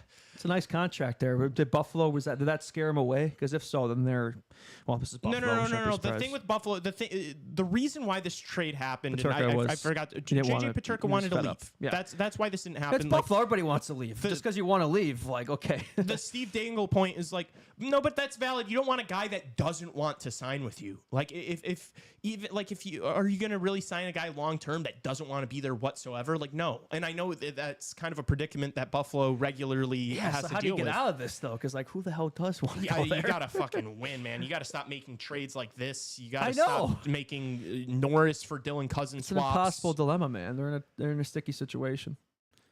That's what happens during the Buffalo Sabres. I think moral of the show today, let's at least be thankful we're not the Buffalo Sabres. Yeah, we're not the Buffalo Sabres. Yeah, it's a good day to not be a Buffalo Sabres fan. Do you want to talk about this? I think this was actually the big trade. I know what you're going to talk about. This was the massive trade, I think, of the day. About a team out west? It is a team out west. Your favorite team in the NHL, the Seattle Kraken. Another middle 6-4 to the Seattle Kraken. They trade for Frederick Gaudreau. The streets ain't ready for the Frederick Gaudreau-Joe Veleno connection on the third line, fourth line. Yeah, he's not even a middle. He's a bottom six player. Seattle.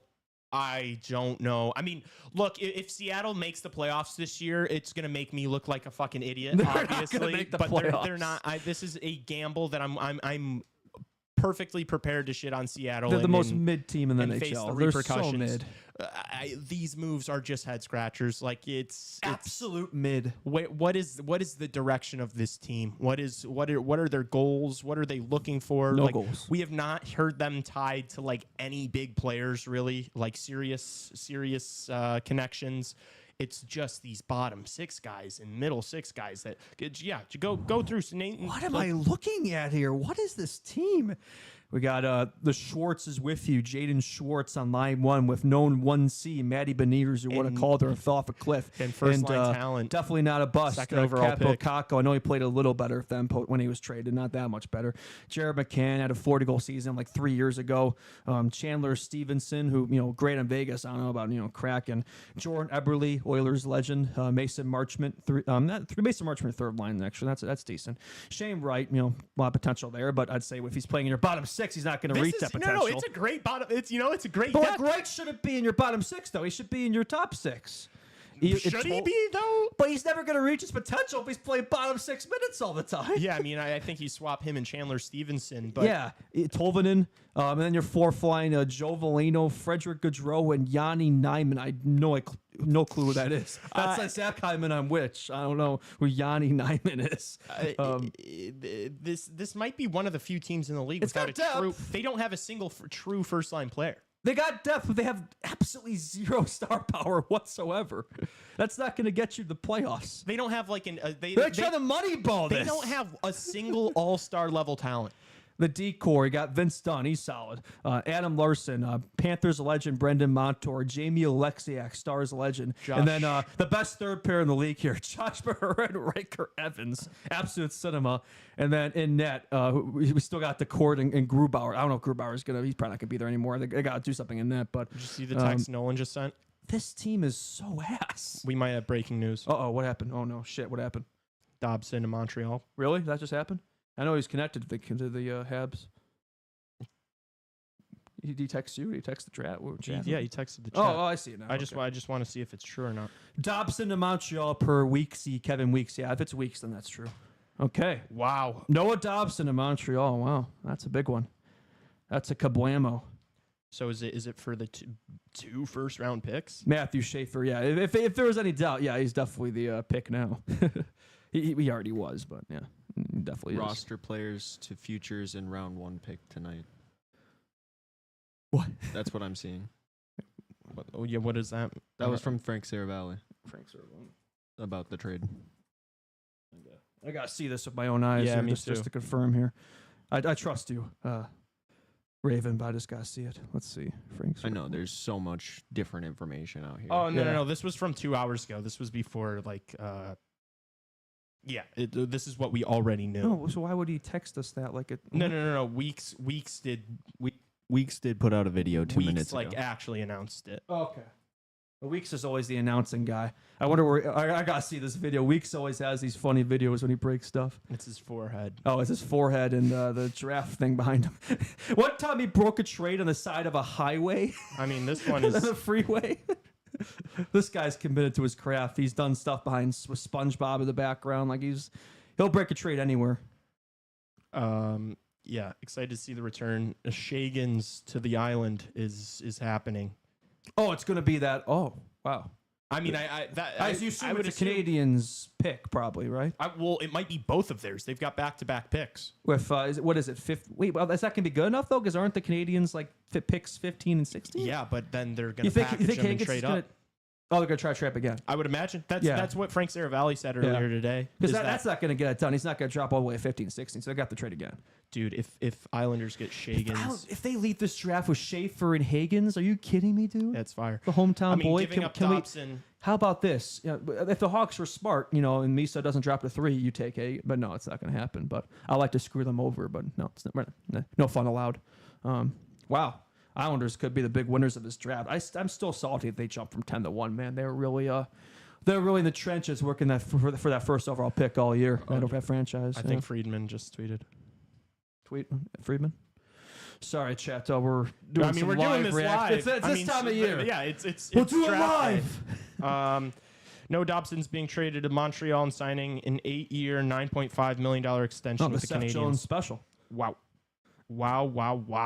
Okay. Wow, wow, woo. There Very nice. you Very have it. nice. I want to find out what King the of the return castle. is. King of the castle. I want to find out what the return is for the New York Islanders. Wow. This it might. This is a win for Montreal. Like I mean, that was a big hole in our lineup. It's just been filled here. I'm just going to see where he slots in on this. Yeah, this, I'm this pulling it up defense right is now. Looking here with Dobson, that's going to be. I think that definitely. I mean, their playoffs this past year and definitely will be. Is he right shot or left shot? left shot. Left shot. I believe. Yeah, so that bumps down Matheson. Then you got him and Hudson. Oh, Hudson might be second. Who knows? I think you keep Caden Gooley with Lane Hudson, have Matheson be the third. Yeah, split them up. Yeah, that's smart. Yeah, bump Matheson the hell down the lineup. He should not be in your first pair. That plugs a massive hole there. Is nasty. Because the big problem with them has been the power play quarterback, right? I mean, Hudson's been great there, but Matheson's been absolute ass. If ask any Habs fans, they're not big fans of Mike Matheson. So put Dobson there and have him and Hudson, you know, quarterbacking your first and second units, and have those two splitting up the ice time. Like that's a. Ooh. I still think they need a 2C, but man, this team is looking nasty. Yeah, right now Kirby Doc is you're probably your 2C. So yeah, you got to figure that out. But otherwise, looking pretty good there. They're looking pretty damn good. And full season Demidov next year, man. We don't know anything about the return or like the. I'm assuming it's draft the capital. details. Yeah. I would imagine it's going to be involving Well, at we'll- least one of those first round picks. We'll probably get that broke at some point during this show, I would imagine. We'll get to it.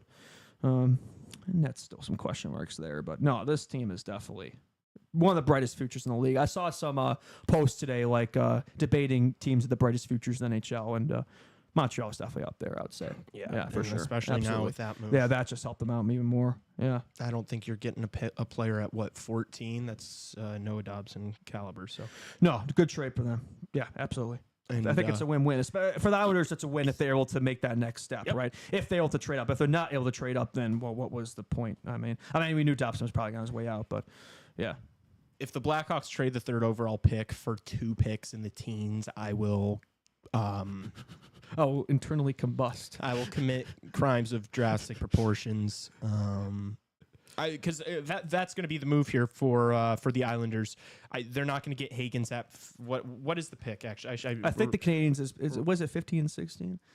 We're assuming now. Like we don't know for sure if that's the return, but it has to be. At least one of those you would picks think. has to be. Yeah, you would think. Has to be. Package I mean, down and- it's no Dobson. They have Like, 16, 17. I know it was so they around have there. 16, 17. So Hagen's obviously not going to be available there. So you're going to have to trade up.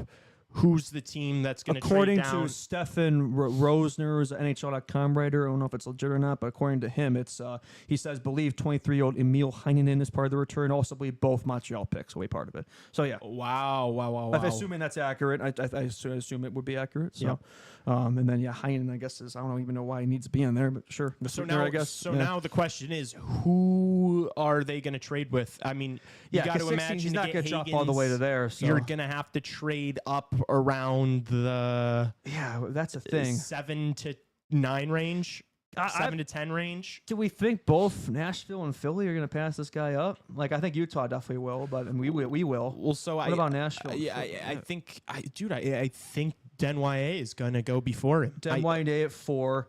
Martone probably goes to one of those two. This is tough. It's tough to picture this, man. You're gonna have to trade up probably 6 or 7, probably. Right? Maybe they trade with Philly. Maybe Philly trades down. Philly needs Boston needs a lot of maybe. young players. Same thing with Boston. Good point. Same boat. I think Boston Maybe would Boston do it. That takes would a be, trade. You could do that with Boston. Yeah. I don't know about Philly. Would you? I don't know about Philly. According to Chris Johnston, the Montreal Canadiens are acquiring him in a sign and trade. Sign and trade. Right. Yep. Yeah. Like the Peterka. Yeah. Okay. Wow. That's a big one. What are that What's the contract's gonna return? look like? Yeah. Do we have any? It's both picks and Heineman. Right. Yeah. I wonder if that contract's Allegedly, gonna look we like. still haven't Allegedly. got a full confirmation on that one. But that's one of those things where you can go out and on a limb. Like it can't not be. Yeah, like, it's gonna have to be. Noah Dobson is too good of a player for it to not be both. So Letterkenny, allegedly. yeah. You still haven't seen that, have you? No. One of these obviously, days. I've not exactly had a ton of time over the past few months to be watching. Fair enough. I have been watching Love Island. Okay. I watched Jesus Christ. Twilight last night. Actually, that was interesting. All right. Great movies, actually. I want, great movies. I couldn't get Cedric out of my head, man. He's just Cedric. Robert Pattinson to me. Yeah. Anyway, back to hockey. All right. Want to get more on this Dobson trade, or we have some other news and nidbits to get through here? And my computer's crashing right now, so I can't click That's- around right now. That's great which is timing. fantastic. How about the confirmation of the Frederick 8-year extension? What the hell is Edmonton? What are they doing? So that contract is either going to pan out to be a really good deal, or like there's no way we're not talking about this contract in 4 years' time. We're either going to be talking about how great of a deal it is, or that what we are predicting now. It's Stan Bowman. It's the worst It's going thing to ever. age very poorly. Yeah. I would think for Edmonton. That's so much term for a bottom 6 player. Yeah, no, agreed. I'm not really sure what they're doing there, but it is Stan Bowman, so nothing really shocking there. They're banking on like the way he looked, in the playoffs was like an injured version of him and just like a shell of himself, you and him notice him. being significantly better. And you have to hope. I mean, this is a gamble. Like it's like any time you're giving a guy a term like that. Bowman loves to gamble. Stan the man. It really is a gamble. The Because gambling it's like what we man. just saw from him in this Oilers lineup in the playoffs. That does not warrant that contract. You're gambling that he can offer way more than what he showed. It's like just go to the casino at that point if you need your gambling fix, Dan Bowman. Hearing it's Heineman 16 and 17 to New York. Yep. That's confirmed. We'll see what the follow-up moves are for the Islanders and their attempts to get the hometown boy James Higgins of Schaefer. That would be crazy for them. That's like a franchise changing move if you could pull that off. So we'll see if they're able to do it. Yeah. If the Islanders offered both the firsts they just got plus a 2026 first for number 3, do you take it? No. 16, 17. No. That's like I'll lose my mind if No. we do that. That's the opposite of what the Blackhawks need. We have so many prospects already. It's not this draft is. Oh no, that 2026 first man could be a needle mover. I'm just kidding. You only have 12 forward spots. You only have 6 defenseman spots. The Blackhawks have so many prospects. It's about getting the high-end talent. It's not about getting more prospects. We Lisa Frundell. We need a top 6 player. We don't need, we have so many prospects. The Blackhawks' bottom 6 will be figured out for a decade and a half. Our bottom 6, like a bottom 12 right now. Like we have so many pieces. So many options. There's Yeah. so many options. You don't need more We options. need You quality over quantity. Yes. Quality over Yes, quantity. yes. You need a couple studs up there, Bedsy, and then we're all figured out, right? And don't talk to me about how valuable a first-round pick is, please. I just like In this draft, if it's not top 15, if the Buffalo Sabres are turning down the 3rd overall and would rather Michael Kesselring, nobody. don't talk to me about the 16th 0% and the 17th interest. pick of this draft. how about Blackhawks legend Brandon Saad extended in Vegas? Riley Smith as well. Good for them. Makes sense. I think Vegas is going to be a really good competitive team again. I do think that they, that was my team to end up with Mitch Marner. I do think they should try to get a guy like that. You obviously still have the Jack Eichel extension looming next year. Gotta think about that. But this Vegas team is a team that they're so aggressive. They want to win every single year. So I think they are going to be aggressive and go out for a Mitch Marner, but good signings. Mitch good Marner in depth Vegas, pieces. like that's like the most Mitch Marner destination right there. That just works. Yeah, that would be simply lovely. Mitch Marner in Vegas. They always pull some rabbit out of their hat, man. Yeah, they're like the opposite of us. Like they just build through assets, man. They do zero drafting prospect whatsoever. Yeah, different philosophies there. Yeah. Interesting. What else we got here? How about the Sharks buying out Alex Vlasic's or not Alex Vlasic? Mark-Edouard Vlasic. They can do that? The Sharks bought out Mark-Edouard Vlasic. I'm tired, man. I'm just ready for the draft. I'm just ready for the draft. The San Jose Sharks are putting Chicago Blackhawks defenseman Alex Vlasic on waivers and are reportedly picking him up. It's like, damn it. I didn't know you could do that. That's so good. Think, McFly, think. Mark-Edouard Vlasic has been bought out by the San Jose Sharks, who is cousin. That was the transition. Who is cousins with Blackhawks, the legend Alex Vlasic. Are they actually cousins? They are cousins. Yes, they are. That is true information. You can fact check that, but that is true. Yeah. So the 38-year-old, he will be. I imagine that's it for him. I'm surprised there's no Blackhawks fans are like, oh, we should go after him and pair the cousins together. Yeah, no, 0% interest. We don't need another TJ Brody, but no. Shout out to Mark-Edouard Vlasic, Sharks legend. Played over 1,300 games there, and the disrespect, man, from the Sharks organization, man, that's unbelievable. Now I get it, man. They do understand there's a cap floor, though, right? Like I would think his contract would help him get to the cap floor. So I wonder what the follow-up move is there. I imagine they'll be going after some guys. They have a lot of money to spend, even more money than we do. So be curious to see what moves they make this offseason. Yeah, I do hope they don't get Mitch Marner. That would infuriate me. What's the risk with Frundell? He ends up just being a middle six forward. I don't think he's going to be a middle six. And you pick him at 3. He's at least a second liner. Somebody said, what's the risk with Frundell? Yeah. That's the risk. The risk is that he's not like eye and talent. It's possible. Like I don't know if it's like he's a shoo-in for top line. Bedsy's wingman. I think he has potential to be. Absolutely, he does. But I mean, none of these guys, but I'd say outside of Misa, I'd say, or you feel confident or sure things. To be fair, there's risk with guys like Martone and Higgins too. But me personally, I still feel more confident in those guys. But that's just me. I'm not the prospect expert here, so they are. So yeah. Jamie Benn extends in Dallas, $1 million, 1-year deal, cash incentives, bonuses. Geez, dude, we're getting all this news firing in right now. Now what? No, it's just the details of that draft that we already announced.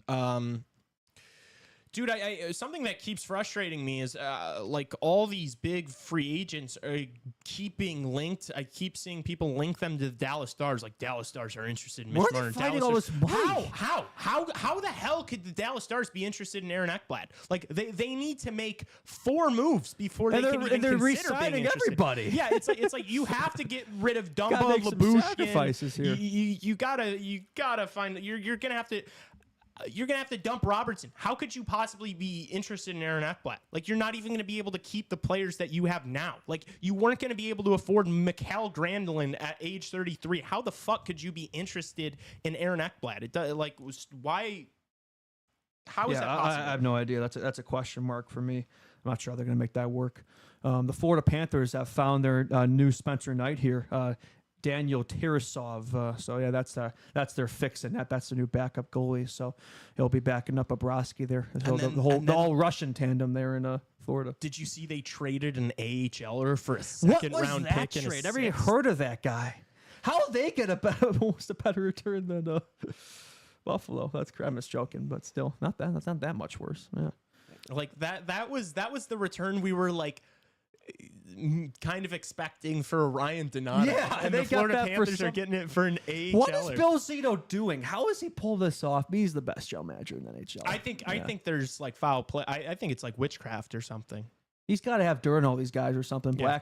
Blackmail. It might be a big blackmail operation that Bill Zito's running, because I don't know how he keeps doing this. He has like insiders of all these teams, man. He has like double agents working for him or something. Florida Panthers, they made some sacrifices, man. I think they performed some rituals to get them where they are today. Kevin Adams should have offered Bill Zito like $1 million to just come in and run Buffalo for like a week and just trade Peterka. Like I think Bill Zito could have gotten Connor McDavid for JJ Peterka. That's a joke. McDavid of Florida. McDavid of Florida. The Dallas Stars are reportedly really interested in Connor McDavid. The Hawks are interested in McDavid.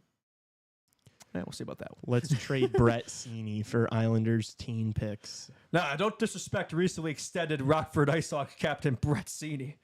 I'll never forget his run during the 2023 trade deadline when we traded Kane and all these guys, and he was on the Hawks for a stint there. Blackhawks legend Brett Seney. We're not actually doing Brett Seney talk right now. No, we don't need to talk about Brett Seney. He has good connection over there with Cole Gutman in Rockford. See, the Ducks hired Jay Woodcroft as an assistant.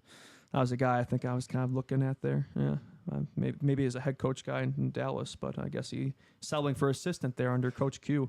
I did see something from Sir Volley or something who the Stars were looking at. That's the one coaching slot that needs to be filled, the head coach. I don't remember who it was though. Yeah, I'll look this up here. You can ramble while I figure out that information. Yeah. Okay, I'll ramble about on. Ducks hire Jay Woodcroft. The Anaheim Ducks are going to have a really solid coaching staff. That's a team that I think is. I think as we get closer to the start of the year, it's not going to be the hot take to say that the Anaheim Ducks might be a fringe playoff team this year. I think I've already seen some people saying that. I think that the squad is getting a little better, a little older. Quinville, Woodcroft.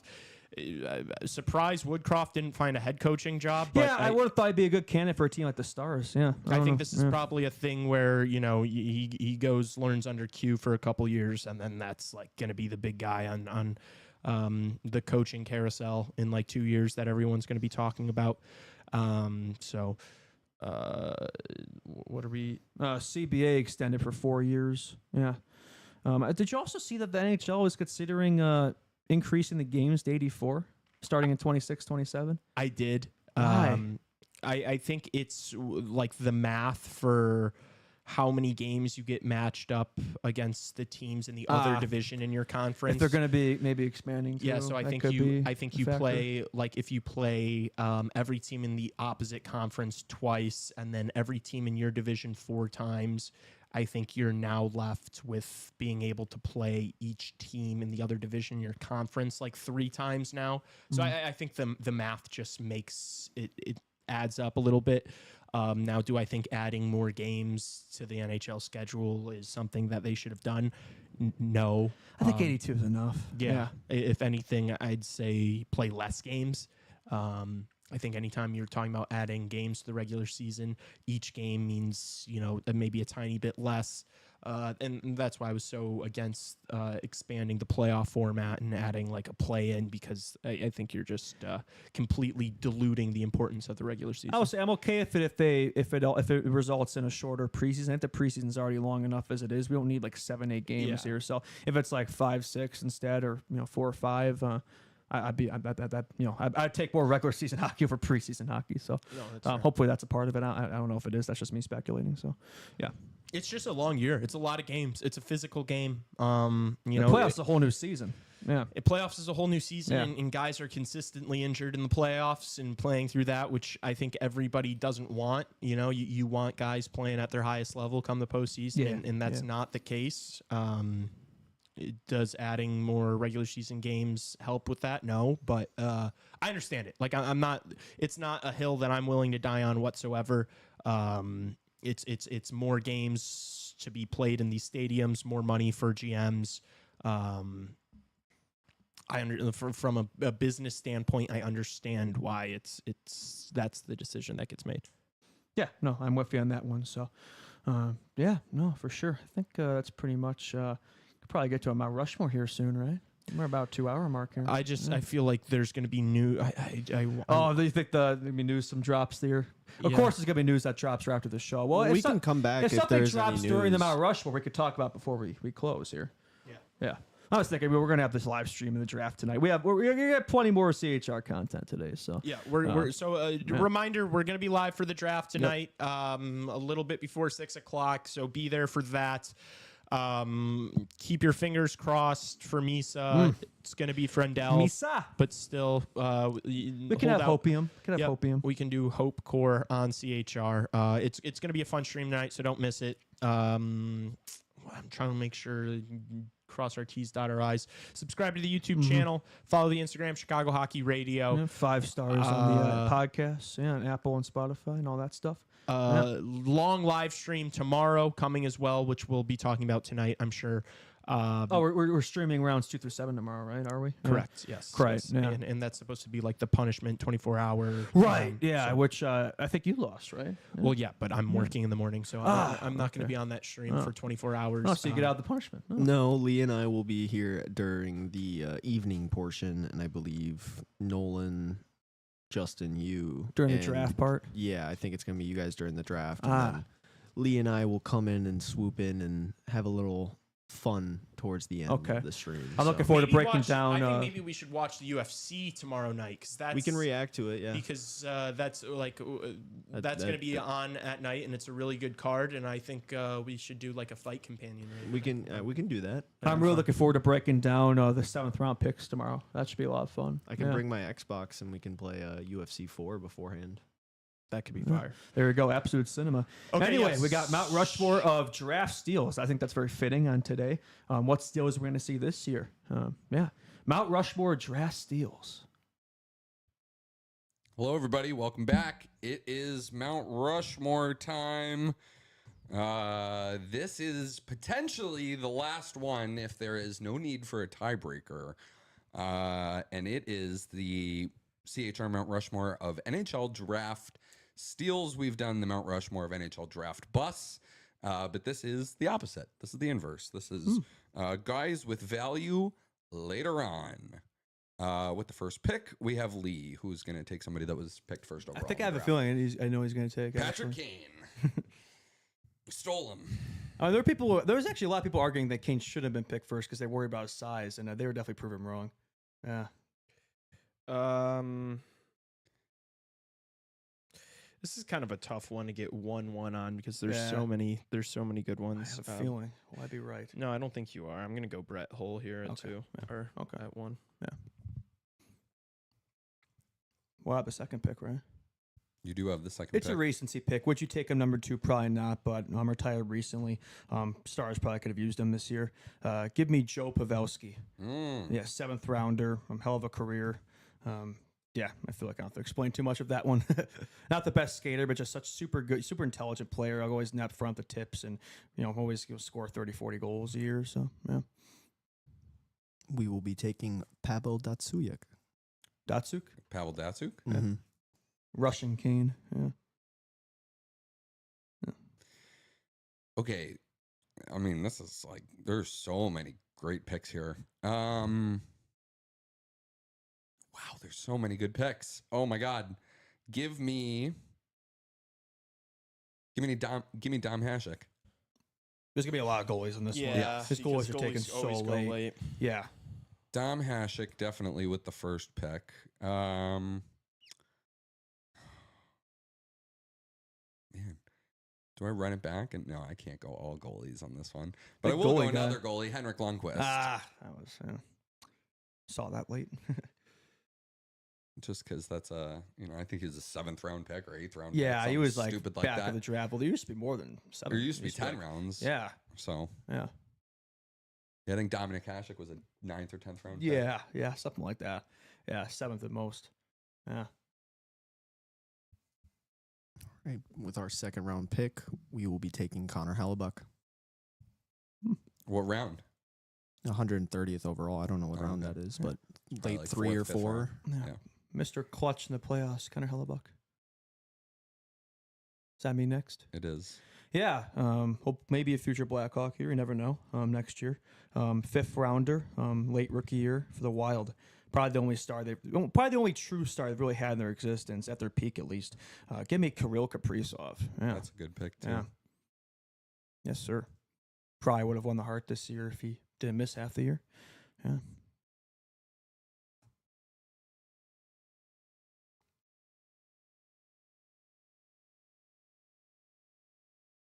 Is it my turn? Mm-hmm.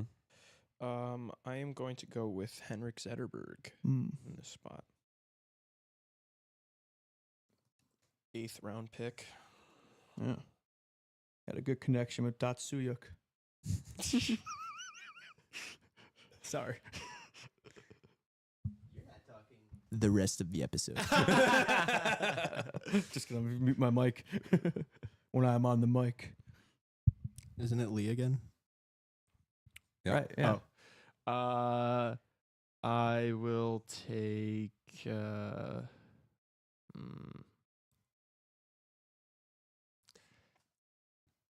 I'm between two guys.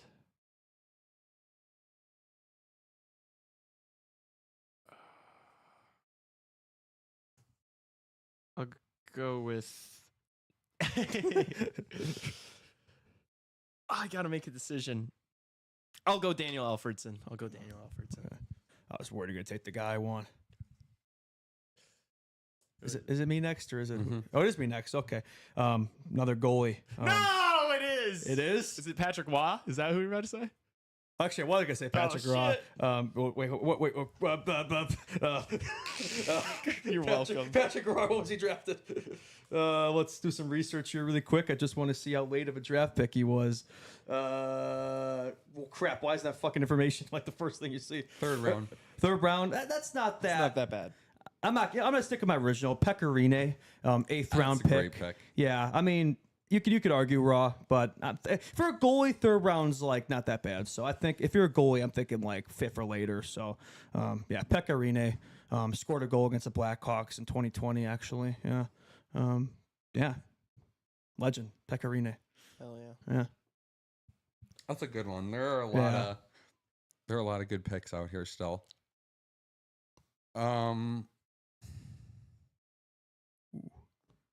I'm gonna take Pavel Bure.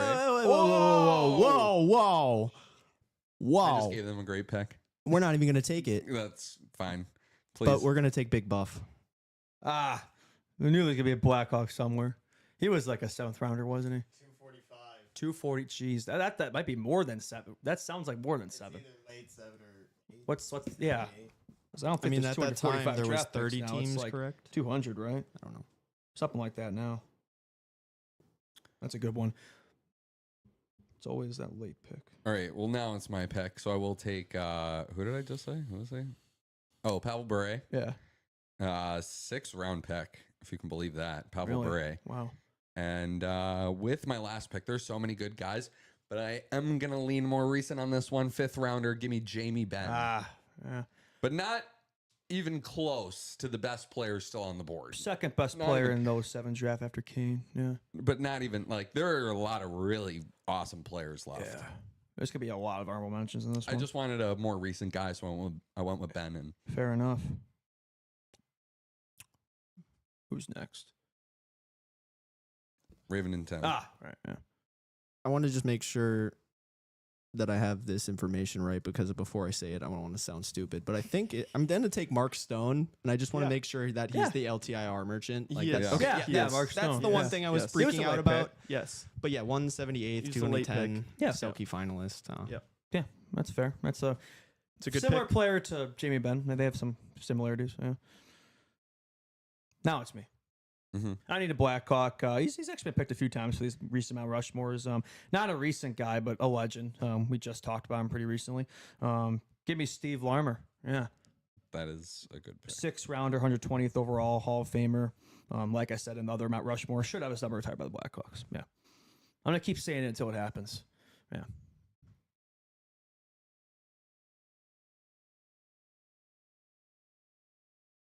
Was that your last pick? I think so, right? Mm-hmm. Yeah. So it's you? Yeah. Oh man, I'm between a couple of Blackhawks. Yeah. And I'm trying to think if I want to go like actual steal, like what this prompt is, or kind of a meme. And so I think I'm going to go with the meme and have some fun here. And I'm going to say Frank Nazar was is the Yes, best steal yes, of all time. the best forward is draft class, and Yeah. he fell all the way at 13. That Yep. was a shock, by the way. I remember looking that year. Frank Nazar was not slated to go like 13. Like he was always a top pick. I think that injury scared people away. Yeah, Yeah, Frank Nazar. that'll go down as a steal. Yeah, because he'll be the best player in that draft, right? Clearly. Yeah, clearly. Like we think we all see it. We all Yeah. know it. Yeah, we all know it. Yeah. Okay, some honorable mentions here. I'm just looking. I was going to say Nick Jalmerson if Yeah. I wasn't. Brian- I thought you were like gonna say Frank like Nazar. Sam Renzel. Yeah. I thought about CHR that. legend Yeah. Brian Yeah. Campbell, 6th-round pick. Ah, Gary Sutter, another or Gary Suter, Jesus. 9th-round pick. Spin Chicklets legend Keith Yandel was pretty late. 4th-rounder. Yeah. Jacob Slavin's a 4th-rounder. Slavin. Cam Atkinson was a 6th-rounder. Shout out Cam. We have his autograph up there, actually. Luke Robitaille was like a 9th That rounder. was I who don't I was think he going was. to. I was thinking I of was going him. to take with my last pick, Yeah. but I didn't want like a bunch of old guys on there. I wanted to put Yeah. Mackenzie Weegar was a 7th-round pick. Rick Tockett was pretty late. He was Yeah. a 6th or 7th-rounder. Andrei Markov was awesome, 6th-round pick. Doug Gilmore. Who else do we have here? Cale McCarr went 4th overall. Yeah, you could argue. Yeah, you can make the argument. I mean, he should have been one. Yeah. Mark Messier went in the 3rd round. Yeah, like what's considered a steal here? Like there's you can definitely. Nick Lidstrom yeah. went in Yeah, the you 3rd can- round, you can which get is a crazy. steal We at were kind of 7. just going for late guys, but if we really wanted to make it open up, yeah, we could. Yeah. Ryan Miller went in the 5th round. Jonathan Quick went in Wayne the 3rd Gretzky round. wasn't drafted, so there you go. That's a steal. Pavel Dimitro is another good one. Sergei Fedorov was drafted in the 4th round. Kiprusoff in the 5th. Like there are a lot of Yard Curry in the 4th round. Like there are some awesome ones here. Cool. All right, those are the biggest draft steals in NHL history according to CHR. Hope you all enjoyed that, and I hope you all enjoyed.